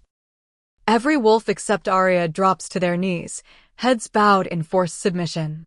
But Arya stands tall, her silver flames burning brighter in response to his dominance display. The fire protects her, shields her, reminds everyone watching that she's not like other wolves. She doesn't submit just because someone's stronger. You're making a mistake, Adrian says, his voice tight with controlled anger. Without my protection, every ambitious alpha in the country will come for you. You'll be hunted, used, possibly killed. Is that really better than being queen? Being hunted sounds better than being caged. At least when I'm running, I'm free. Arya's flames shift, forming into wings of silver fire that spread from her shoulders. It's instinctive. She didn't know she could do it until this moment. But the fire responds to her will, shapes itself to her need, and right now she needs to be something he can't hold on to. I choose freedom over safety. I choose uncertainty over false promises. And I choose to write my own story instead of following one someone else wrote for me. If you leave, I'll come after you. The prophecy isn't done. Then let it come. Let the prophecy, let the goddess, let fate itself come after me. I'll burn them all if I have to. The wings flare wider, lifting her slightly off the ground. But I'm done being what everyone else needs me to be. Done being the rejected daughter, the stolen prize, the prophesied queen. From now on, I'm just Arya. And that's going to have to be enough. She rises higher, the silver flames carrying her up above the gathered court. Below, Adrian watches with an expression that's part fury, part awe, part something that might be respect. "You'll regret this," he calls up to her. "Maybe. But they'll be my regrets, not someone else's plans for me." She looks down at him one last time. "Thank you for making me strong enough to leave you. I mean that. You gave me the power to say no, even if you didn't mean to." Then she's flying, actually flying on wings of silver fire over the mountains, leaving the Lycan court behind. She has no idea where she's going. No plan beyond, away from here. But for the first time in her life, that uncertainty feels like possibility instead of terror. The full moon lights her path, and the silver flames carry her through the night sky like a star falling in reverse, not burning out, but burning brighter with every mile. She makes it 50 miles before the flames gutter out and she crashes. Not crashes exactly, the fire lowers her relatively gently into a clearing before dying completely. But the moment her feet touch earth, Arya collapses, every ounce of strength spent.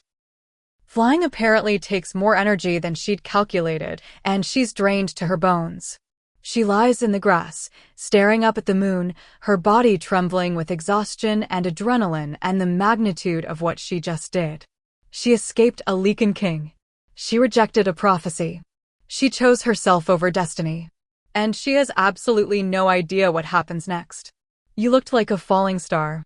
Arya jackknifes upright, flames sparking weakly in her palms, all she can manage. And finds herself staring at a figure emerging from the tree line.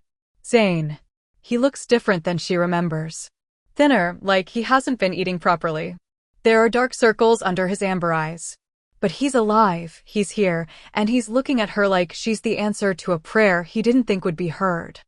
"How?" Her voice breaks. "How did you find me?" "I've been tracking you since the night Adrian took you. Following at a distance, staying downwind, waiting for an opportunity." He moves closer slowly, like she's a wild thing that might bolt. "I watched you training in the courtyards. Watched you getting stronger. And tonight, I watched you fly away on wings of silver fire, and I thought, there she is. There's the queen she was always meant to be." "I'm not a queen. I just told everyone that. You're not Adrian's queen. There's a difference." He's close enough now that she can see the raw emotion on his face, guilt and hope and something that looks like love. "Arya, I am so sorry. I should never have sent those reports. I should never have. You were following orders. I should have been following my conscience. My heart." He drops to his knees in front of her, and the vulnerability in the gesture makes her chest ache. "I told myself I was helping you by training you, that I could feed Adrian information and still protect you. But all I did was make it easier for him to take you. And I've been living with that guilt every day since." He said he blocked your communications. "How do I know this isn't another manipulation?"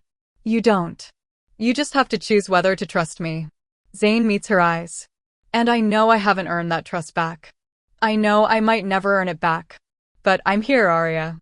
I'm here, and I'm not working for anyone but you. If you want me to leave, I'll leave. If you want me to stay, I'll follow you anywhere. Just tell me what you need." What she needs is complicated. She needs rest, safety, a plan. But underneath all that practical need is something simpler.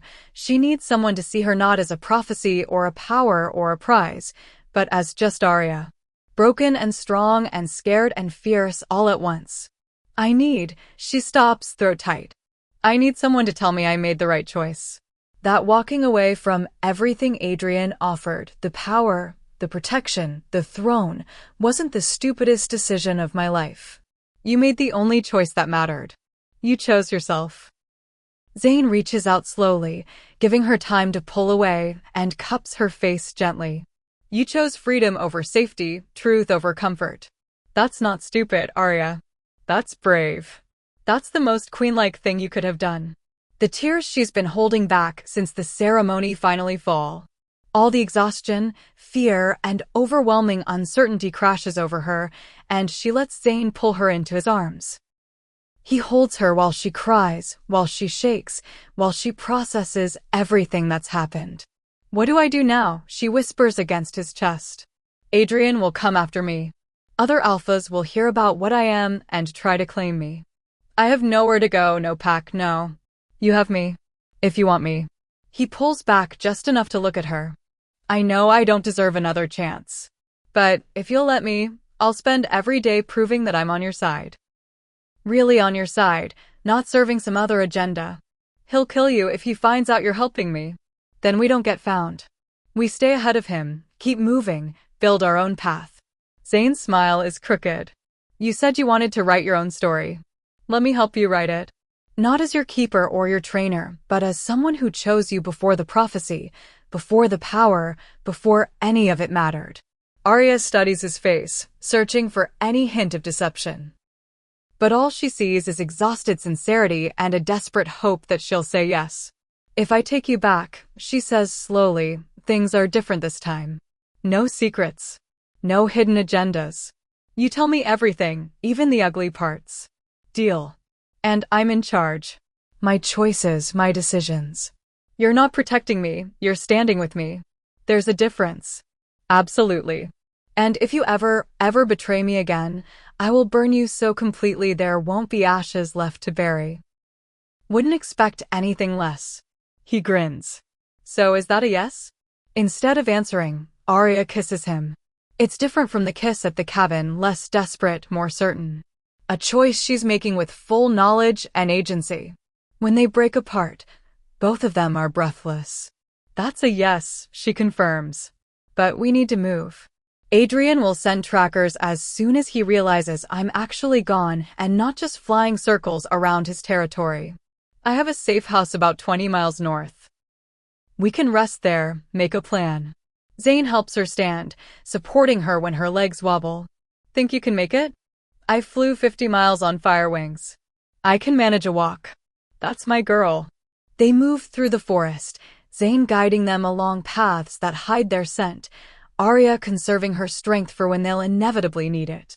As they walk, she asks him the questions she's been holding for 4 weeks. Did you really send him daily reports? Yes. But they weren't exactly what he expected. I told him you were progressing, but left out how quickly. I made it sound like you were struggling more than you were, buying time. He glances at her. It wasn't enough. I should have refused entirely. You would have been killed. Better than watching you get taken. They walk in silence for a while, the forest dark and quiet around them. Then Arya asks the question that's been eating at her. When Adrian arrived at Silvercrest, you didn't look surprised to see him. You knew he was coming early. I got a message the night before.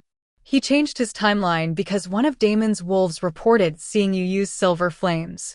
He decided waiting was too risky, you might run again or accidentally reveal yourself to someone else. So he moved up his arrival. Zane's jaw clenches. I wanted to warn you, get you out before he arrived. But his guards were already in position, watching. If I'd made a move, they would have stopped me and taken you anyway. So you let it happen. I let it happen, he confirms, the guilt thick in his voice. I told myself you'd be safer with him than running blind. That at least at the Lycan court, you'd get proper training. But the truth is, I was a coward. I was afraid of dying and leaving you alone. So I let him take you, and I've hated myself for it every moment since. The honesty hurts, but it's also what she needs. No more pretty lies or careful manipulations. Just the truth, ugly and painful and real. I don't forgive you yet, Arya says quietly. But I understand. Fear makes us do terrible things. It does. But so does love if we let it. She doesn't ask him if he loves her. Doesn't need to. It's in every line of his body, every choice he's made since she flew away from the court.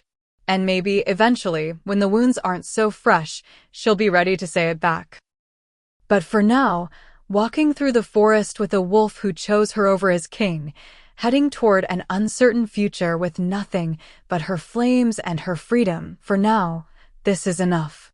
They reach the safe house as dawn breaks, a small cabin similar to the one where she first trained, hidden deep enough that casual searchers won't find it. Zane starts a fire while Arya collapses onto the single bed, every muscle screaming. Rest, he says softly. I'll keep watch. You're safe here. For how long? As long as we need. I've been preparing for this, stocking supplies, creating false trails. We can stay here a few days, let you recover, then figure out next steps. Next steps, Arya repeats, the words feeling impossibly heavy. I rejected a Lycan king, Zane. I refused a prophecy the moon goddess herself supposedly wrote. What are the next steps for someone who just burned down her entire destiny? You build a new one. One you actually choose. He sits beside her, not touching, just present. The prophecy said you'd stand beside the King of Kings. It never specified which king, or that it had to be Adrian. Maybe the prophecy isn't broken, maybe you just haven't met the right king yet. Or maybe prophecies are garbage, and I'm going to spend the rest of my life running from wolves who think they can claim me because some ancient oracle had a vision. Also possible. He grins. But at least you'll be running on your own terms. Arya finds herself smiling despite everything. I flew tonight. Actually flew. Did you see? Everyone within 50 miles saw. You lit up the sky like a second moon. It was the most beautiful, terrifying thing I've ever witnessed. I didn't know I could do that. The wings just appeared when I needed them. That's what the silver flame does. It responds to your truest needs, your deepest will. You needed to escape, so it gave you wings. Next time you need something else, it'll adapt again. His voice fills with quiet pride. You're barely scratching the surface of what you're capable of, Arya. And you did that with 4 weeks of training. Imagine what you'll be in a year. 5 years. 10. The thought is dizzying. She spent 23 years believing she was weak, defective, less than. And in just over a month, she's discovered she's something ancient and powerful and maybe prophesied. She's been rejected, claimed, trained, captured, and freed. She's burned her former mate, defied a Lycan king, and learned to fly on wings of silver fire. And somehow, impossibly, she's still standing. Zane. Yeah. Thank you for not giving up on me. Even when I was taken. Even when it would have been easier to just move on. Giving up on you was never an option. He finally reaches out, taking her hand. You're the most remarkable wolf I've ever met, Arya. Prophecy or no prophecy, power or no power. Just you. Stubborn, fierce, determined to write your own story. That's what I saw from the beginning, and that's what I'll keep seeing. She squeezes his hand, too tired for more words, but grateful beyond measure. As she drifts toward sleep, her mind fills with images of everything that's happened, Damon's rejection, her mother's memory, the moonstone circle, Adrian's amber eyes, the moment she chose to fly. And underneath it all, a question that won't let her rest. Who is she now? Not the rejected daughter. Not the stolen queen. Not even the prophesied silver flame bearer. Just Arya, with her power and her scars and her hard-won freedom. Who is she when all the labels fall away? Asterisk. The answer feels just out of reach, waiting to be discovered. So here's where we leave Arya Thorne, a wolf who was nothing until she became everything. A she-wolf rejected by her mate, stolen by a king, and freed by her own fire. She's somewhere in the wilderness now, hiding from destiny, learning to be powerful on her own terms. And the whole wolf world is watching, waiting to see what she'll become. Will she fulfill the prophecy eventually? Will Adrian hunt her down and force the issue? Will she find a different king, a different throne, a different way to set the world on fire? Or will she do something no one expects? Reject destiny entirely and forge a path so new, so unexpected, that it rewrites everything wolves thought they knew about power and prophecy and what it means to be chosen? I don't know the answer. Maybe Arya doesn't either, not yet. But here's what I do know, she's done being told who she's supposed to be. She's done letting fear or prophecy or men with amber eyes decide her future. And she's just getting started with that silver flame that burns in her veins. So let me ask you something, and I want you to really think about it. Would you have chosen her side? When she stood in that courtyard and said no to a Lycan king, to safety, to a throne, would you have cheered for her or thought she was crazy? Would you have admired her courage or feared her power? Would you have helped her escape or tried to drag her back for her own good? Because that question matters. It matters how we treat wolves and people who refuse to follow the script written for them. It matters whether we celebrate the ones who burn bridges to light new paths, or whether we try to force them back into boxes that never fit. Arya burned her way out. She chose uncertain freedom over guaranteed safety. She looked at destiny and said, "Not like this." And I think that makes her exactly the kind of queen the world needs, whether she wants the title or not.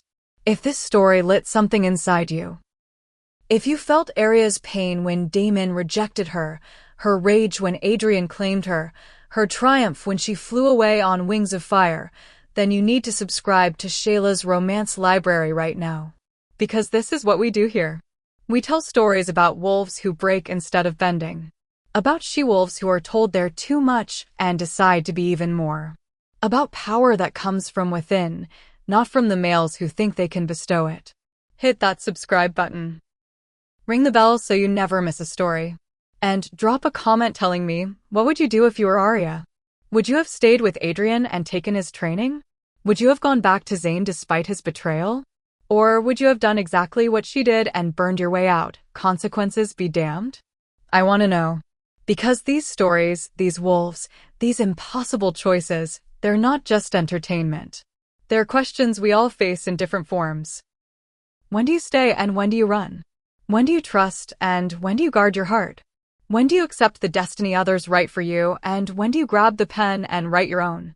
Arya chose to write her own. And her story? It's far from over. So subscribe to Shayla's Romance Library. Because here, we don't just tell stories that entertain, we tell tales that burn. And if you've made it this far, if you're still here after 2 hours of rejection and betrayal and silver flames and destiny denied, then you're exactly the kind of person who understands why these stories matter. Welcome to the library, friend. The fire's just getting started.